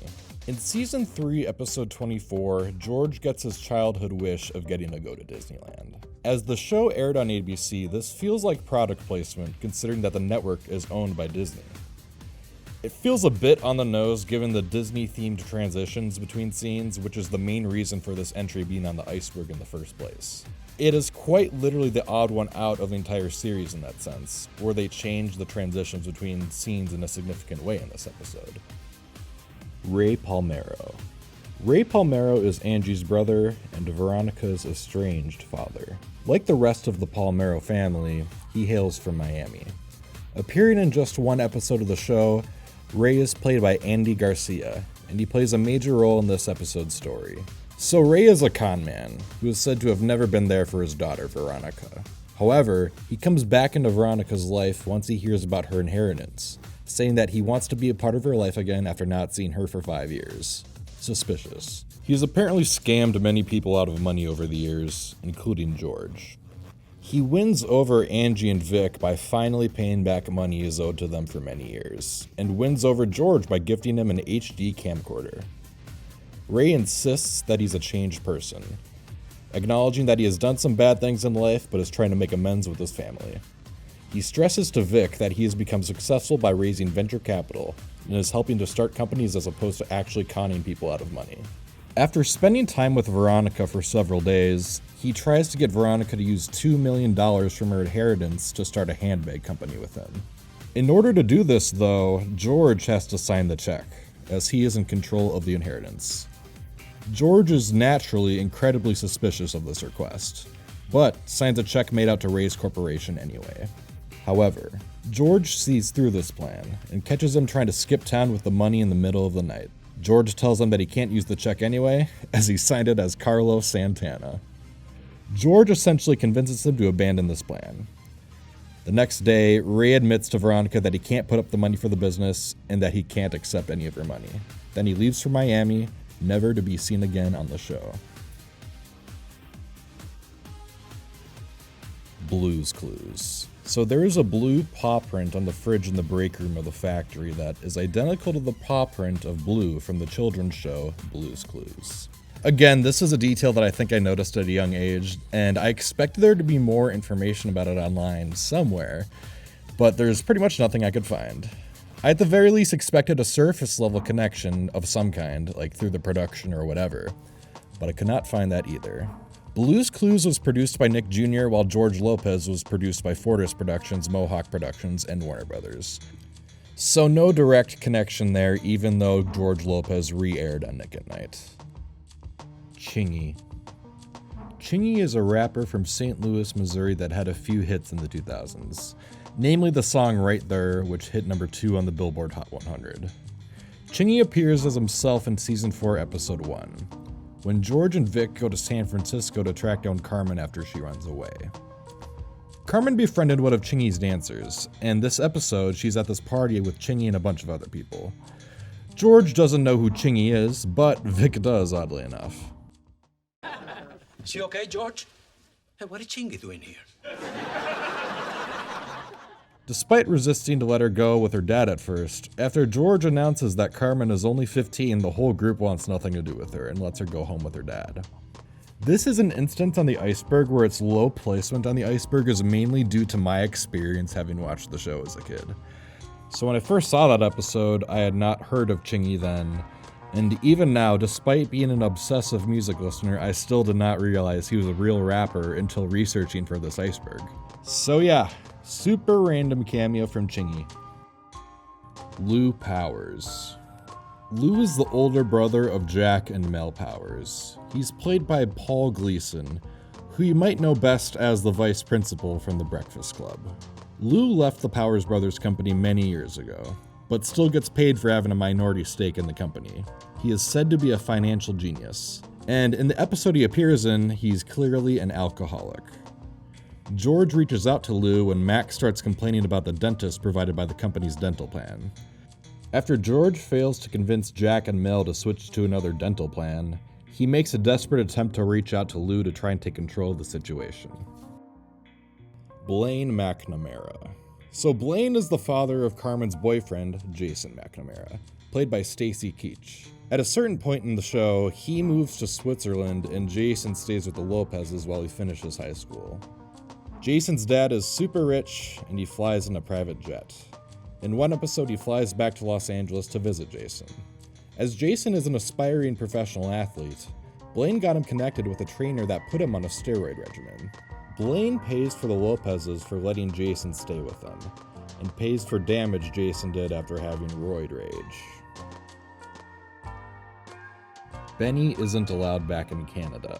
In the season 2 episode, George mentions that Benny isn't allowed back into Canada. So there are a variety of reasons why someone might not be allowed back into Canada, with given like a criminal record or whatever. But my money is on Benny having a DUI within the last 10 years, given your drinking habit. In this episode, George also implies that Benny has a warrant out for her in Orlando. But honestly, it's fucking Benny. It's anybody's guess what she did. George, let's do it. Let's go to Phoenix and break his neck, and then we can head to Mexico. No, Canada. They'll never suspect. Mom, I think we both know you're not allowed back in Canada. George, that was supposed to be our life. I know. You know, all the money, all the comfort. When does my ship come in, huh? Where's my pot of gold? Where's my timeshare in Orlando, huh? Mom, I think we both know you can't go back to Orlando. Cheaters. Cheaters was a reality TV show that, as the name implies, focuses on someone who suspects their partner is cheating. Then they get a TV crew to investigate and follow the suspected cheater until they're caught in the act.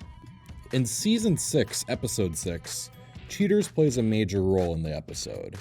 George reaches out to the Cheaters crew because he suspects that Vic's much younger fiancée, Lindsay, is cheating on him.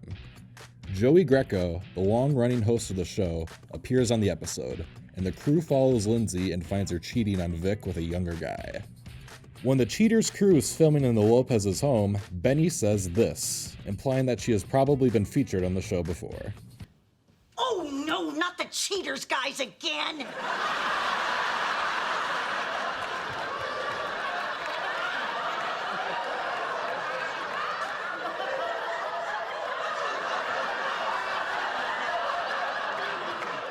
Joey, I told you for the last time, leave me alone!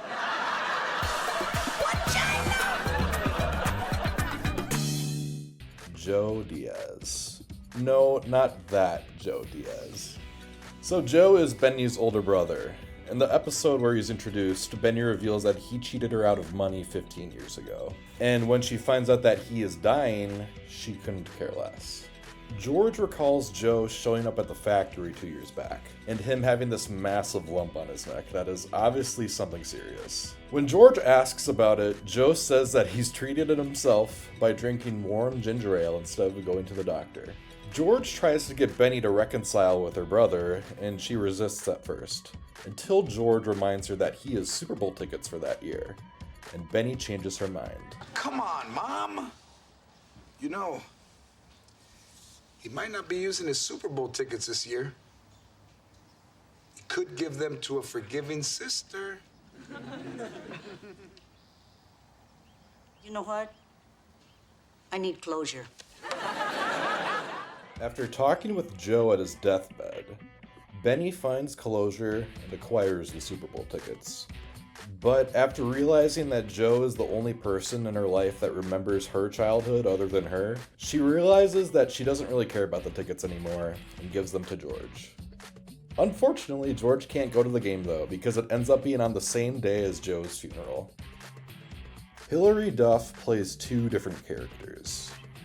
I don't think I picked up on this one until someone on the George Lopez subreddit brought it up, but yeah, Hilary Duff appears on the show twice, each time as a different character. Duff first appears in season 2 as Stephanie. Stephanie works for La Marie Cosmetics and trains Angie on how to make sales for the makeup company. Her sales tactic, which Angie picks up on, is to make women feel so insecure that they feel like they need to buy La Marie products to cover stuff up. Hilariously, Stephanie says that she's 42 years old in the episode, but Hilary Duff was actually closer to 15 years old at the time of filming. Duff later appears in season 4 as Kenzie, Carmen's friend from her high school's poetry club. So in season 2 she plays a 42-year-old, and then 2 seasons later she plays a high schooler. That's pretty fucking funny. Dora the Explorer Lost Media. In 2022, a user made a post on the Lost Media wiki forums describing a crossover commercial promoting both Nick Jr. and Nick at Night, featuring an animated Dora the Explorer and a live-action George Lopez. This is how they described it. It begins with Dora in boots, possibly singing and dancing as they're known to do. Then out of seemingly nowhere, George Lopez interrupts them to ask them where he is. Dora answers with, "You're on Nick Jr.," to which George responds, "Nick Jr.? I'm supposed to be on Nick at Night." For several months, no one can find any evidence that this commercial actually existed. Until March of 2023, where someone on Twitter apparently found it and posted the commercial in its entirety. Hola, I'm Dora. Hola yourself. Where am I? On Nick Jr. Nick Jr., I'm supposed to be on Nick at Night. Wow, he's really far from home. Can you tell me how to get to Nick at Night? Who do we ask for help when we don't know which way to go? Oh, that's easy. That would be my agent or GPS. George Lopez, every night on Nick at Night. Come on, vámonos! Okay, I'm coming. And they say I got a big head. Alberto. Alberto is a factory worker that appears in 2 episodes in season 2. He has a lazy eye, and that's pretty much all we know about him. They make jokes about it in both times that he appears, and he is one of many factory workers at Powers Brothers that appear a couple times in the show only to never be seen again. Carmen's private school letters and college letters are the same. Now, there's a little bit of hyperbole there. They're not exactly the same, but they're extremely similar. In season 2, when Carmen's opening her acceptance letters from private schools, she opens the first one. Here goes. Owens Prep, my first choice.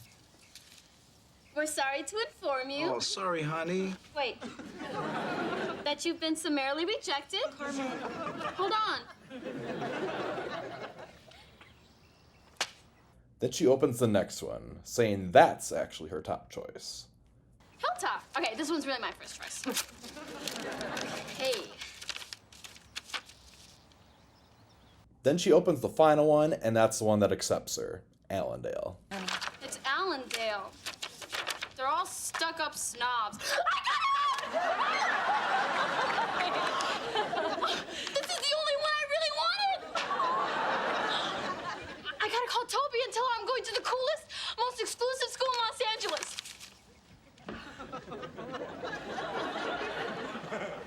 Then a few seasons later in season 5, Carmen's opening the letters she got from the colleges she applied to.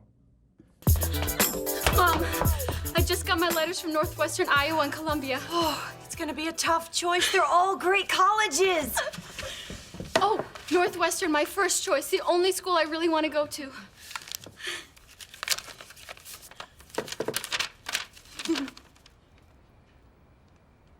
And the circumstances are eerily similar. Like, they literally have her sit in that same spot on the backyard bench, and then she opens a few, doesn't get in, and then the last one she opens, that's the one she gets in. So when I made this entry, I thought it was, like, exactly similar, but it's not one-to-one. But it's pretty close. Is this an instance of lazy writing, or just a coincidence? Let me know in the comments. George, quote-unquote, wrote a song for Motley Crue. So as we established earlier, George was a musician when he was younger, playing guitar in a band with Ernie. Basically, in season 4, episode 16, it's revealed that once Angie and George got married, Benny gave her $5,000 that was left for George so they could start their life together. Benny, thank you. I don't know what to say.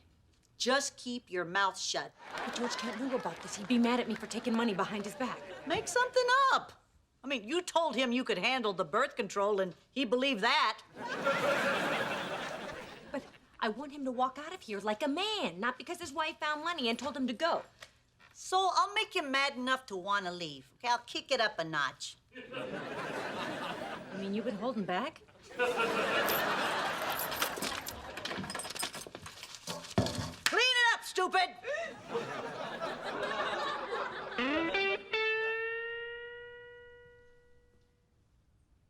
So the moment I thought I became a man was all fake? It was you and my mom playing me. I was trying to help, George. Wait a second. If she gave you the $5,000, that means you never met Tommy Lee at the dry cleaners. And you never saw my power ballad, The Motley Crue. It never made the charts in Germany, did it? It doesn't matter anymore. You became a wonderful father and husband. Plus, you're pretty damn good in the sack, and I'm not just saying that. More lies! This fact is pretty unbelievable. Like, seriously, just think about it. Your wife tells you she sold one of your songs to this huge rock band. The band records it and releases it, and it makes the charts in Germany. But you never bother to like seek it out at all, or like find a copy somewhere. It's just funny to think about George naively believing this and never seeing evidence of it, no matter what. George is a bad parent. Now, I will admit, this is a bit hyperbolic. George certainly has his moments and his upsides as a father. He's not 100% a bad parent, but whenever I rewatch the show nowadays, his unhealthy parenting style just strikes me on a regular basis. We'll touch on a little bit later on how he's not the best husband, but as I already talked about, like the misogyny entry, he shows an incredible amount of favoritism towards Max, therefore shunning Carmen. He makes fun of every single one of her interests in a seemingly sexist way. At times, it feels like the two are so disconnected that Carmen doesn't really feel like George's daughter. And I never get that feeling with Angie and Carmen. George tells lies to his kids, laying the groundwork for a relationship built on very little trust. Even something as seemingly low stakes as George lying about his dad feels like a big deal, because he tells Max his dad played for the fucking LA Dodgers. Again, obviously there are some upsides to George as a parent. He's hardworking, he's funny, but watching the show over and over again as an adult, I've come to realize that his poor parenting is clear as day on the show. Layer 5. Benny took part in the 1992 LA riots. In Season 5, Episode 1, George mentions that Benny took part in the 1992 Los Angeles riots after the beating of Rodney King by police. Although Benny was apparently just in it for the looting, rather than protesting against police brutality, as she doesn't even seem to remember what caused the riots all too well. You know, I gotta get over there before my neighbors start stealing all my stuff. Want me to go with you? No, I move faster by myself. Yeah, that's what you said during the riots. They weren't riots. We were fighting for Robbie King's rights. Mom, Rodney King! The black guy?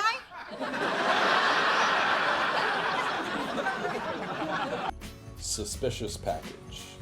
In Season 6, Episode 13, Max follows in his dad's footsteps by picking up the guitar. Within the same week, he joins a band with some friends from school. The band in question is named Suspicious Package. The lead guitarist, Nikki, does a little guitar battle with George.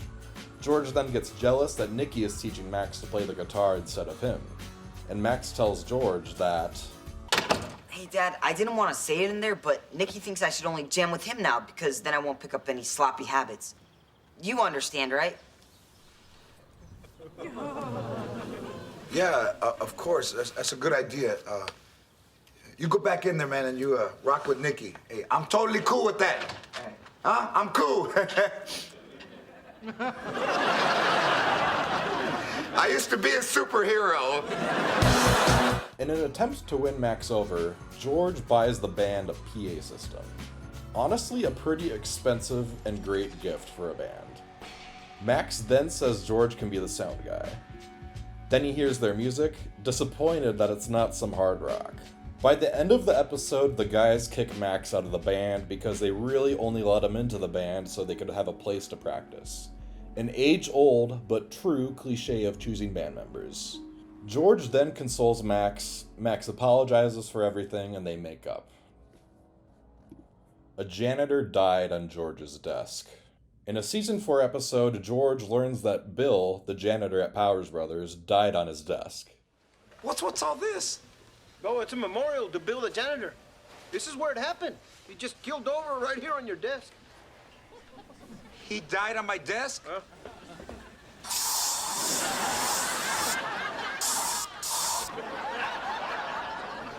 That would have been Bill's job. In the episode with Lalo, Benny says that she used to have sex on that same desk. The same one George eats off of. Needless to say, that desk has seen some shit over the decades. Campbell Powers. Appearing in Season 2, Episodes 1 and 7, Campbell Powers is the niece of the owner of the Powers Brothers company, and she gets hired as George's assistant manager.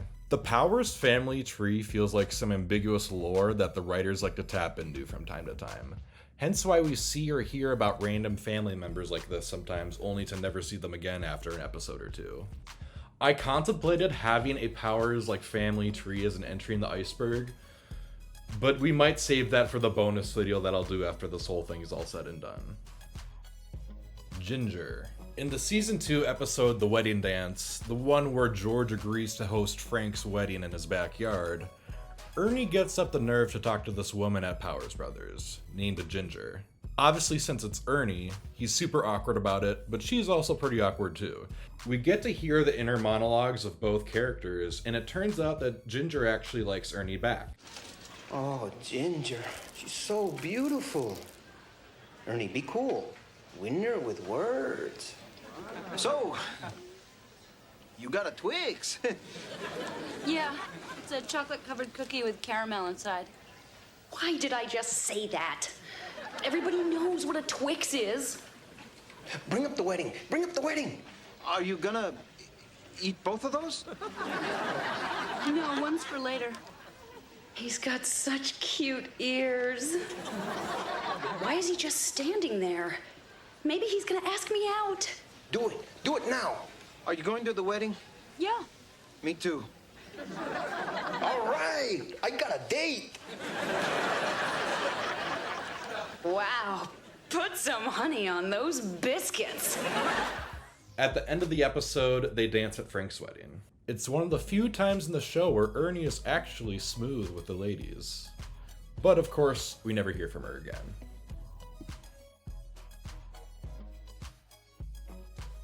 Getaway to Cuba in 2020. Super specific entry here.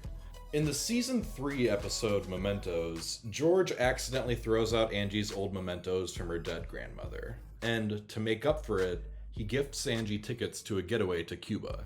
The reason I don't have any mementos is because I didn't have a lot of good things to remember growing up. But you did, so I should understand that. So to make up for throwing out your grandmother's stuff, I called all your relatives and tried to track down a picture or some clothing, something from her. That is so sweet. I couldn't find crap.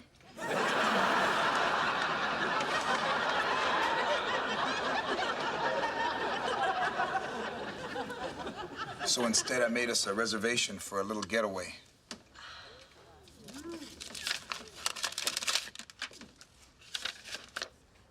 Hotel Nacional?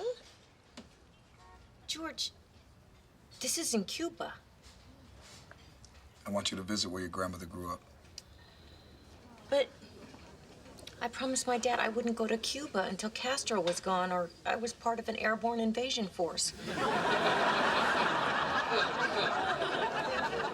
Well, look at the date. 2020? I figured by then either Castro will be dead or your dad will be so senile we can take him to Malibu and tell him it's Cuba. And it turns out that his prediction was right. Fidel Castro died in 2016.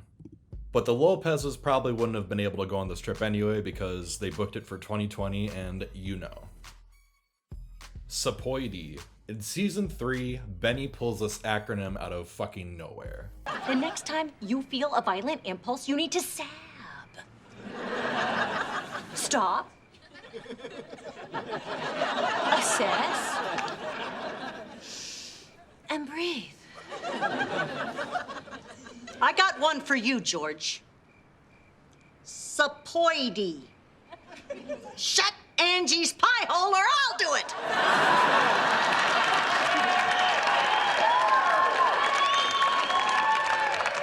Benny, you are not getting the gist. Sapoidi! 849-220-646. This is the character George Lopez's social security number, and by association, George Lopez 2's as well. As revealed in the episode where they meet, they first find this out in the skate shop. Anybody could get a fake license. Quick, what's your social security number? I'm not giving out my social security number. Why not? Somebody might steal my identity. All right, I'll tell you mine. We'll say it at the same time. Ready? Go. 849-220-646. Benny started smoking when she was pregnant with George. In episode 14 of season 6, Benny tries to quit smoking. Obviously, a habit that she's had for decades at this point. She has a really hard time quitting, and Vic recommends that she see a therapist to try to get to the root cause of her addictive behaviors. So George ends up taking her to the therapist, even though she's resistant at first, and she tells the therapist, and by association, the audience, that she started smoking while she was pregnant. I don't think I need to tell you that it's not a good idea to smoke, drink, or do drugs when you're pregnant. Birth defects and all that. But Benny just said fuck it, because I guess that's her character. I need some background so we can figure out what triggers your need to smoke. Now, when did you start? Well, let's see. I was crying all the time. I felt trapped. I wanted to kill myself. Oh, yeah, I was pregnant with him.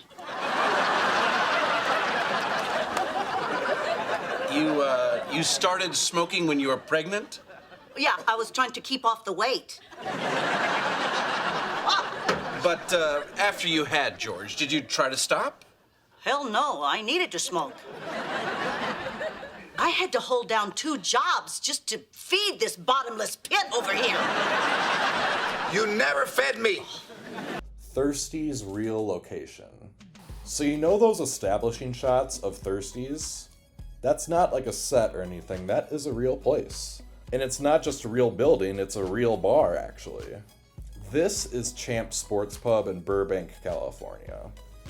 Looking at photos of Champ's online, it's pretty weird to see it from different angles after I've been used to seeing that one establishing shot for all 6 seasons of the show. Now, obviously, the interior in Thirsty's on the show is a TV set, so the interior of Champ's is nothing like Thirsty's, unfortunately. But I'd still like to make the venture out here to have a drink. But honestly, someone out there watching this, if you're in the position to start a business or a bar, fucking recreate Thirsty's, and I'll go. George doesn't love Angie. I'm gonna keep this pretty straightforward and simple. Just think to yourself. Think what aspects of Angie does George love, other than her being really attractive? Try to think of something that George loves about Angie. I come up with just about nothing. Again, as someone who made this fucking Iceberg, I've seen the show so much, I can't really say what George loves about Angie other than that she's hot. I honestly cannot. and their dynamic is pretty unhealthy, just like his dynamic with the other family members. I'm just gonna let some of these clips speak for themselves. You know what? Give me a minute. I gotta rewrite this. What are you gonna say? You know, something romantic. Something from way down deep, how I really feel about Angie.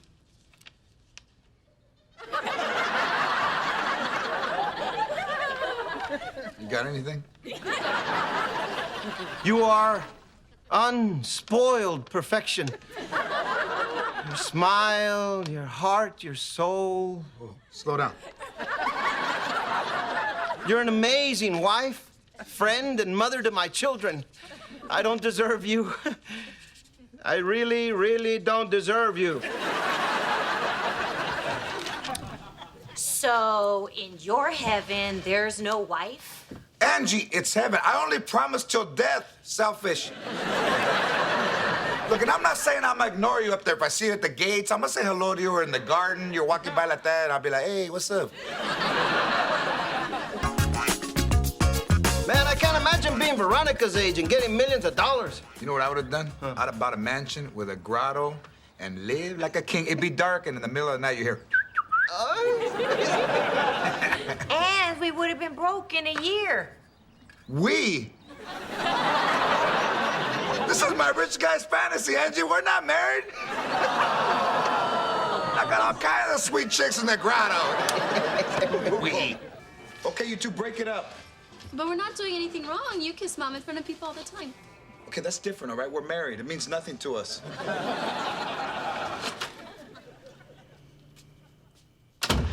Why is it dark in here? Some of us don't need to waste money on electricity. I don't need it if you don't. So would you say this is a good marriage? Because if it is, I don't know why gay people want it so much.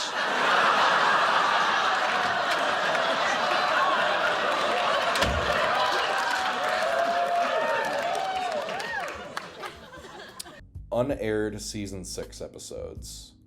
Now, just a huge disclaimer, I don't think that these episodes actually exist. Basically, the most detailed description I could find of these existing was from the George Lopez wiki, which is a dubious source at best. But anyways, on the Season 6 page itself, it says, the season was never completed, due to being pulled from airing. 3 episodes were revealed to have been recorded, but never aired. Many scripts from those episodes, including partially written ones that were never filmed, were used in St. George, another sitcom that George Lopez made in 2014 that only lasted for 1 season. Then at the bottom of the page, there's no source for this, but it goes into some more detail. It reads, the season never completed its 21 episode run. 3 episodes were never aired, even though they were recorded. The 3 episodes would have been part of a 3-part season finale that tied into the final episode, but they never aired.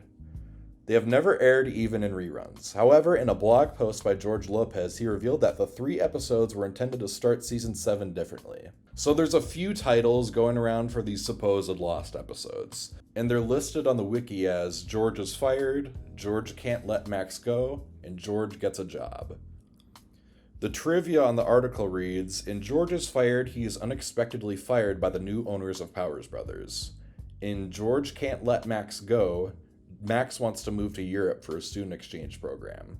And in George Gets a Job, George starts working at an energy drink company.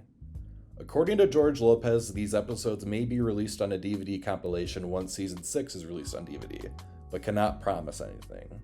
Source? Trust me, bro. No, seriously, I can't find a single source to this, blog that George said this in.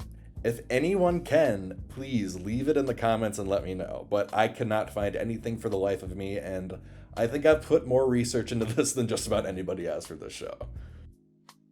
Ear fetish references. Never thought I'd say that phrase into a microphone.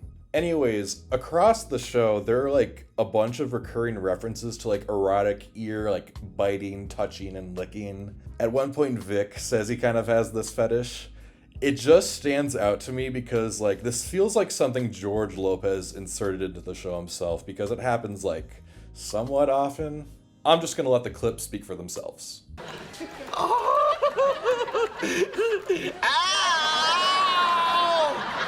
Hey, I could get used to that. I don't like this. It's hard enough to see you with someone other than Mom, but my sister-in-law? No, this is wrong. Angie, I'm not just your father. I'm a man. I need love, affection, and a woman to do this thing to my ears that I like. Mayan Lopez cameos. So, back in the 2022 reunion entry, I mentioned George's real-life daughter, Mayan Lopez. Mayan stars opposite of George in Lopez vs. Lopez, the show where that reunion happened. But fun fact, Mayan Lopez actually makes a couple cameos in the original George Lopez show. You can see her at the carnival at Carmen's school, and later you can see her in the garage with Max and his band. Existence of God is canon. So way earlier in the Iceberg, I explained Mr. Needles, the Lopez family dog they got from the homeless guy that has basically all of the diseases. In the episode God Needles George, he gets diagnosed with cancer. Upset by this, Max wants George to pray for Mr. Needles with him. George makes a promise to God to crawl up the cobblestone path up to a church in Mexico if Mr. Needles survives. Then, the very next day, Mr. Needles seems totally healthy. The doctor does a scan on Mr. Needles and the cancer is gone, essentially confirming the existence of God on the show, since Mr. Needles' tumors miraculously disappeared overnight. Now, even though that Mr. Needles is cured now and that George made a promise to God, George still doesn't want to do it, but he does eventually. I don't know who George loves more, God or Angie. Seems like he doesn't give a shit about either. Planned Eric Estrada cameo. For the unaware, Eric Estrada is an actor and former police officer. He's best known for starring on the show Chips, where he played a cop. In Season 1, Episode 3, the one where Angie throws that surprise birthday party for George, turns out that George Lopez in real life wanted Eric Estrada to make a cameo there, but he turned it down, as he explains in this interview with Ellen. You know, I was gonna have him on the show, Ellen, right? We were gonna have Eric Estrada on the show, but he wouldn't. We wanted him in his Chips uniform. It was for a birthday episode, and it was my wife was gonna hire him as a stripper. Like he was gonna come in and say, "Are you George Lopez? Well, you're arrested for being too hot," and he was gonna start. Right. He wouldn't do it in his Chips uniform. Every time you see Eric Estrada, he's in his Chips in some turkey sausage commercial. You know. I graduated from high school at the time Chips came off. I don't still walk around in my cap and gown, you know. Yeah. Kate. Kate is a bartender at Thirsties that appears in the episode where George Lopez 2 is introduced. Kate stands out because the bartenders at Thirsties, whom we see a lot of across the show's 6 seasons, are practically never referred to by their first name. There's no like regular bartender at Thirsties that we can put like a face and a name to. Like there's no like Gunther at Thirsties.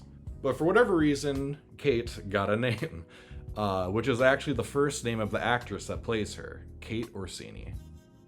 Now the final entry of Layer 5. Ernie plays the piano. In Season 4, Angie and George decide to renew their vows, and accordingly have another wedding ceremony to go along with it. George and Angie then audition some wedding singers, and as they audition, Ernie plays piano for them to sing over. Ernie's piano playing is never brought up before or after this episode. Just a totally random fact.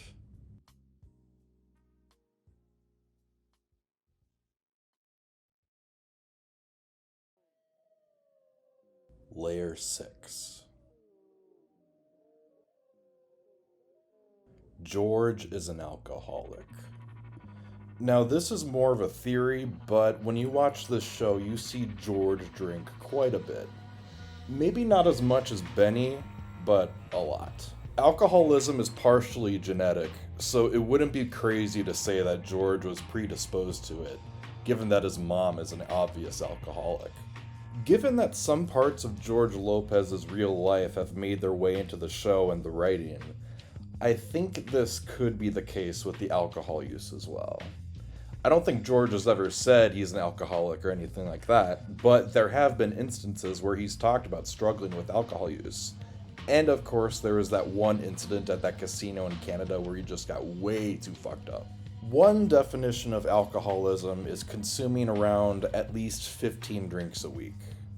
And given how often George is at Thirsties or drinking at home, I feel like George Lopez, the character, must meet that criteria.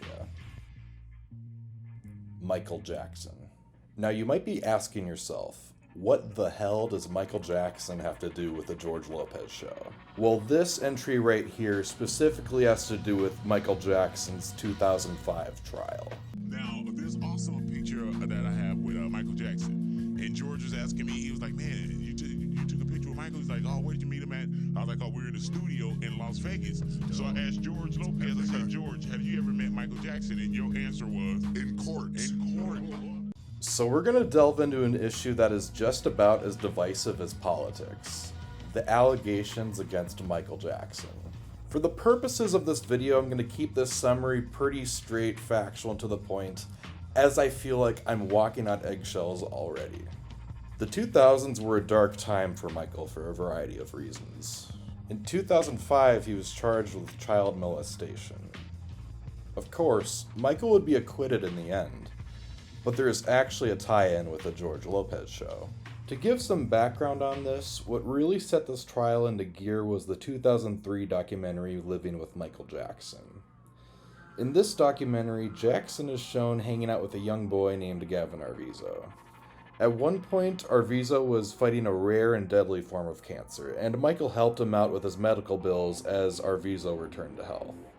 In this documentary, however, Michael admitted to sharing his bed with Gavin, and this obviously caused controversy, but more significantly it allowed the Santa Barbara District Attorney Tom Sneddon, who had already had it out for Jackson for like a decade at this point, to investigate and bring legal charges against Michael Jackson, leading to the much publicized 2005 trial. Arvizo and his mother were scrutinized in court, as the defense pointed out patterns of behavior that suggested that they were grifters. There was a suspicious instance where Arvizo's mother sued JCPenney, claiming that some security guards there assaulted her and her children. JCPenney settled the suit for over $150,000. But during Jackson's trial, she admitted that she lied under oath about the JCPenney claim in the first place. Now to tie it all back into George Lopez. So Gavin Arvizo and his family tried to get close to other celebrities, like Jay Leno, Chris Tucker, and George Lopez. You know, in the second trial in Santa Maria, at the Laugh Factory, there was a comedy camp, and I was one of the mentors for one of the kids, a mother and two boys and the girl. And then the boy got sick, and then the mother said, you know, come to the hospital and you know, talk to the child. And so I said, all right, and then we became friends, and then we started a blood drive to raise blood to help the kid. And then I said to him, listen, man, if you get out of the hospital, I'll take you to lunch, I'll take you to go eat, you know, but you gotta eat, you gotta get better. So I took him to the mall over there, and then we went to Pizza Hut, and when they came back to the house, him and his dad, I dropped them off, and there was a wallet in my fireplace on top of the mantle. The room nobody goes into, we all have a room that nobody goes into. So I said, well, what's this wallet? I open it up, and it's a picture of the child, and then there's a $50 bill in there, and I'm like, what's this kid doing with $50 bills? So I gave the wallet back to the Laugh Factory, and then when Tom Mesereau, Michael Jackson's attorney, called to do some, you know, vetting of different people, he called the owner of the Laugh Factory, and the owner of the Laugh Factory said, yeah, you know, the alleged father claimed that George Lopez took $300 from the alleged child's wallet. And then Tom Mesereau said, oh, wait a minute, so now they're using them to try to get money, using celebrities. So I became a witness to prove that the alleged family might have been accusing Michael Jackson because of financial gain. And I was in New York, and you wake up and you turn the TV on, and you see the last channel you had on, and then it's Court TV. And as I'm walking by, I go, man, that kind of looks like me. It was me. And it says, subpoenas are issued today, scheduled to testify in court. $65,000 it cost me. Because I was still doing my show, and they subpoenaed me, and I was working that day. It was the day we had to work, so I had to rent a jet to fly up and fly back. Yeah. So George Lopez testified in court after being subpoenaed. And the circumstances are curious because this was while the show was filming. And they poked fun at Jackson multiple times on the show, once directly alluding to the trial. This is notable because Jay Leno was also summoned to testify in court, but there was some question whether or not he was like an unbiased witness, given that he was a late-night talk show who had made jokes about Jackson. You just click once and drag it wherever you want. It's really easy to put a head on someone else's body. Oh, see here? That's Michael Jackson dangling Carmen from a balcony. All right, that's great, Max. Scoot over. This clip that I'm about to show aired after the trial. But it's still pretty crazy that they made a joke like that, considering Lopez's connection to the trial. Oh, I can't believe Angie can't do my wedding because of jury duty. What kind of trial lasts a month? Well, she's not allowed to talk about the trial, and neither am I, but let's just say that it's a high-profile celebrity. Which On June 13th of 2005, Michael was found not guilty on all counts. Charlie Sheen was Angie's brother-in-law. So Angie's sister Gloria once married none other than Charlie Sheen, therefore making him, at one point, Angie's brother-in-law. Their marriage did not last long, though, unsurprisingly. Can I come in? You don't have to talk to me. My dad already did. Okay. You're mad at me. Why'd you kiss him? I don't know. Why did I marry Charlie Sheen for a week? You have to ask my therapist. Quitting men / quitting women table at Thirsties. Now this is super niche, and some of you might consider it a stretch, but just bear with me. In a season 3 episode, Benny and Gina talk shit about men and how they're completely done with men at this table at Thirsties. Then in season 6, George and Ernie are at the same exact table, except they're talking about being done with women. This table itself feels notable because usually at Thirsties, it's not like the center of attention. It's the bar, it's the pool table, it might be one of the booths in the back. But for these instances where these characters talk about giving up dating, basically, happening at the same table, it's just like, I don't know, lazy writing, coincidence, both? Probably. A third Lopez child would have been written into the show if Constance Marie got pregnant. There's a plot line at the end of season 5 where they tease Angie and George having another kid. During the season 5 finale, they leave it on a cliffhanger, where Angie's taking a pregnancy test. But of course, it'd be revealed that she's not pregnant, and George and Angie end up not having another kid after all. However, there could have easily have been a new member of the Lopez family had things gone differently, as Constance Marie explains on an episode of George Lopez's podcast from 2021. A lot of people say your show got me through really hard times. My daughter was going through a divorce. We were really upset, and we watched it. And I just think, and it makes me laugh still. And Luna Marie, my daughter, it was not appropriate. She did not have a daughter while the show was on. Right. And we might have played, if she had. I tried. My uterus would not cooperate. And if you had, I mean, we would have wrote it into the show, which would have been interesting. We did a little thing with a pregnancy type thing. The false positive, yeah. But an employee tried to shoot up Powers Brothers after he was fired. After Angie guilts George into hiring Marisol as an assistant at the factory, she's terrible on her first day. And George recalls an instance where a former Powers Brothers employee got violent. Well, just don't send any more of your charity cases to my office. What? What happened with Marisol? She's terrible. You know the guy that got fired and came back and tried to shoot up the plant? He had a better attitude. Foreshadowing Season 5 and Season 1, Episode 2. So as you can see in the text, I made a mistake here. I actually meant foreshadowing an episode of Season 5 and Season 1, Episode 2. I'm specifically talking about foreshadowing the episode where George sees the therapist, played by Richard Lewis. George says this in Season 1. Mom, one day I'm gonna walk into a shrink's office with a wheelbarrow full of cash and talk until he begs me to leave. And he does just that in Season 5, Episode 7. Then my mom said that...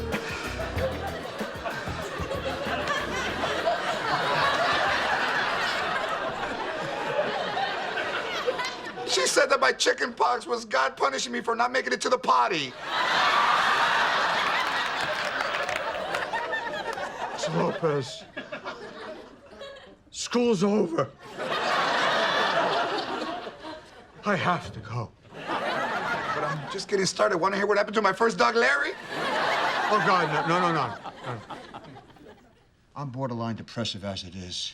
I just want to take my medication, put on an eye mask, and lie down.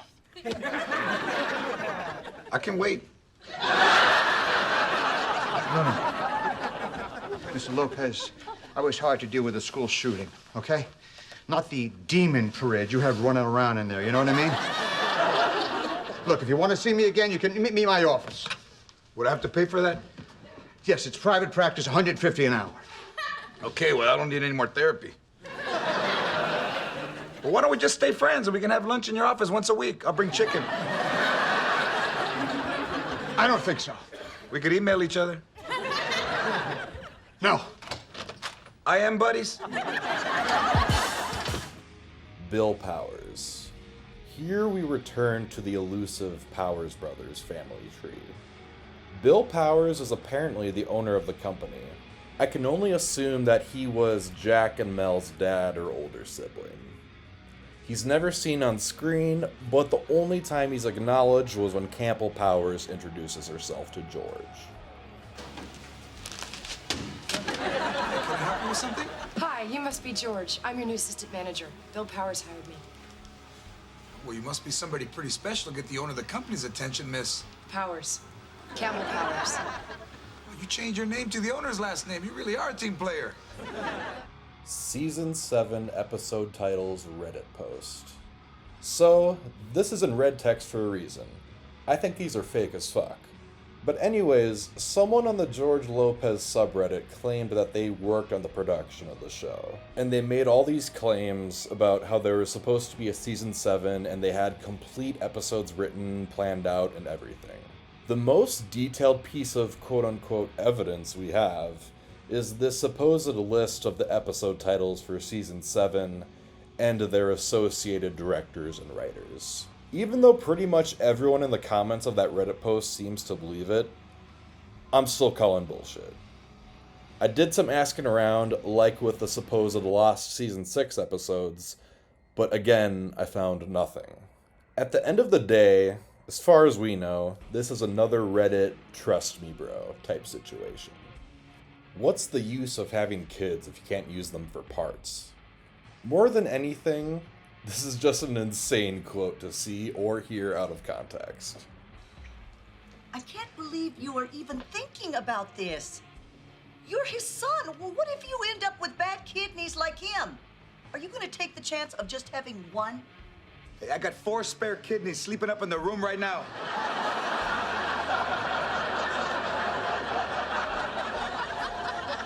George. Well, what's the use of having kids if you can't use them for parts?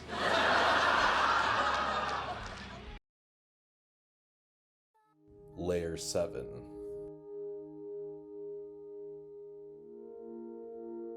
Cancelled Netflix reboot. This is a pretty big piece of information that I was not made aware of until this Iceberg project was well underway. So this reveal comes from the same George Lopez podcast that Constance Marie was on in 2021.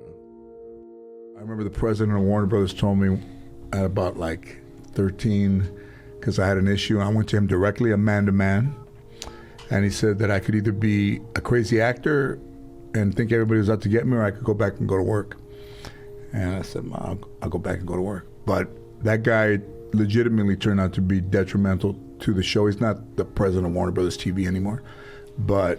Didn't sound like he had the best bedside manner based on that conversation. He was, we sold a reboot to Netflix and he squashed it maybe 5 years ago. So when people ask me, you should reboot your show, we were way ahead of it.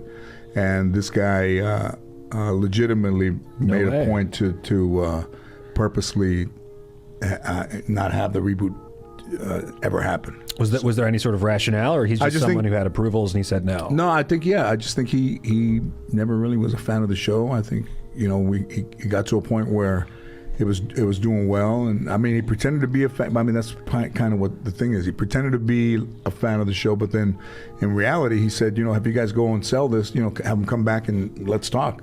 And we did. And it was like, it's not going to happen. And so the guy who told you, like, don't think everyone is out to get you, was in fact a guy who was out to get you. That's what, the guy who said, don't. Smile at your face. Damn, I wish it was real. With this Iceberg series alone, I can tell from all of you guys watching and leaving comments that this show is so damn beloved. It's just so special. Like, very few shows can connect with an audience on the level that the George Lopez show does. I think I speak for all of us when I say I would love to see a reboot one day. Angie drank when she was pregnant with Carmen. In season 3, episode 6, George makes this comment to Angie after Carmen upsets him. Angie, tell the truth. You drank a little during your pregnancy, didn't you?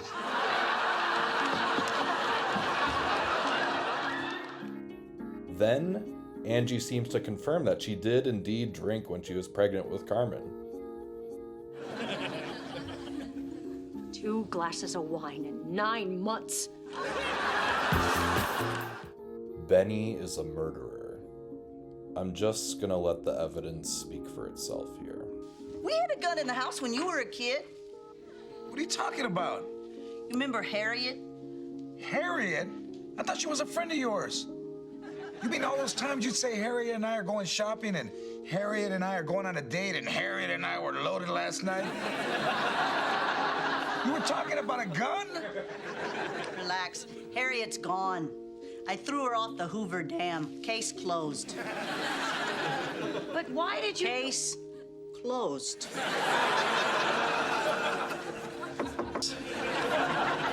Didn't sleep with the bunny. Carmen put it there. Dad, everyone at school saw that picture. I'm gonna kill her. Max, please. No, I'm really gonna kill her. And Grandma told me how to make it look like an accident. George, how many times have I told you? Make sure they're dead before you put them in the bag. I ran away once. I was gone for 3 weeks. What made you decide to come home? Oh, I finally figured out how to get out of that trucker's cab. I bet he left the door open. Even a serial killer knows when he's bitten off more than he can chew. No, he fell asleep at a rest stop and I hit him with his own thermos. 47 times. There's some lettuce that never made it to Bakersfield. Let's just get it out. Man, he's a low-life piece of crap.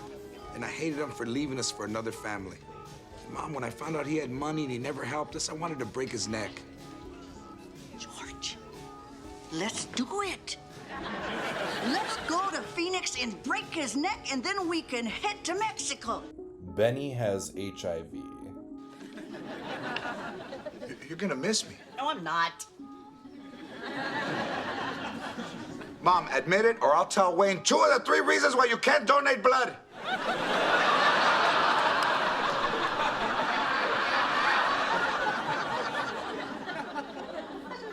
Fine. So this one is in red text, in this case meaning that it's a theory. So George says that there are 3 different reasons why Benny cannot donate blood. HIV might be the most obvious reason in this case, generally speaking, but it would also be the most outlandish here, which honestly would track for Benny. There are some temporary reasons why one wouldn't be able to donate blood, like people who've recently had tattoos or piercings, people who have recently had a blood transfusion, or people with an infection or cold or something like that. However, George makes it seem like Benny permanently cannot donate blood, for 3 different reasons. I'm just saying that there is a decent chance that Benny has HIV. Vic abuses painkillers. In season 5, episode 5, Vic casually mentions that he abuses painkillers. Considering that he's a doctor, it's not crazy to think of how he could have gotten his hands on them. George, calm down. Imagine the pressures of the world are a bird, and they are flapping away. How many mojitos have you had? None. I'm only drinking hot tea. It helps the painkillers kick in. Ernie has a framed photo of Angie in his apartment. So shout out to a user on the George Lopez subreddit that pointed this out. This is an entry where, without that, I almost definitely would not have noticed it unless I watched the show another dozen more times. In the Freddy crossover episode, we get to see inside Ernie's apartment, and back there is a framed photo of Angie. I don't know. Kind of weird to have a photo of your best friend's wife. Like, just your best friend's wife. Not with your best friend, but a framed photo of just your best friend's wife. Shout out to the set designers for the attention to detail. Jack Powers is a murderer. Like the Benny is a murderer entry, I'm gonna largely just let the evidence speak for itself here. Jack has expressed his hatred for his father. In Season 3, Episode 2, he drops hints about how he died. Hey, Jack, let me explain. You don't have to explain anything to me, George. We've all taken a good swing at our fathers. I took a shot at mine once during a hunting trip. Just grazed him. But he knew. What did your dad finally die of? Fishing accident. George Cardenas beer. I can't believe I've never seen this Easter egg pointed out anywhere online. But sometimes when the characters on the show, usually Benny and George, are drinking a beer, if you look closely, they are branded as George Cardenas beers. Obviously combining George and Ernie's names. Just a fun little Easter egg that I love. Holy shit, guys. We've made it to the end. Layer 8. The entire Lopez family is ready to hide a body. I already explained Benny's alleged violent past, but the real kicker is just how prepared the Lopez family seemed to be for an act of murder. Whatever he says, it wasn't my fault. What happened? Did you hit something? Do we need to wash the car or bury anything? What am I saying? You were here all night, we played charades, you got stuck on Star Wars, and we all laughed. But I'm gonna tell you one thing. I always stood up for you. No matter what they accused you of, breaking a window, cheating on a test. I don't care. I said he didn't do it because you were my son. Now, you could have killed somebody. I would have gone on the TV and said he's a good boy. Even after I hid the body.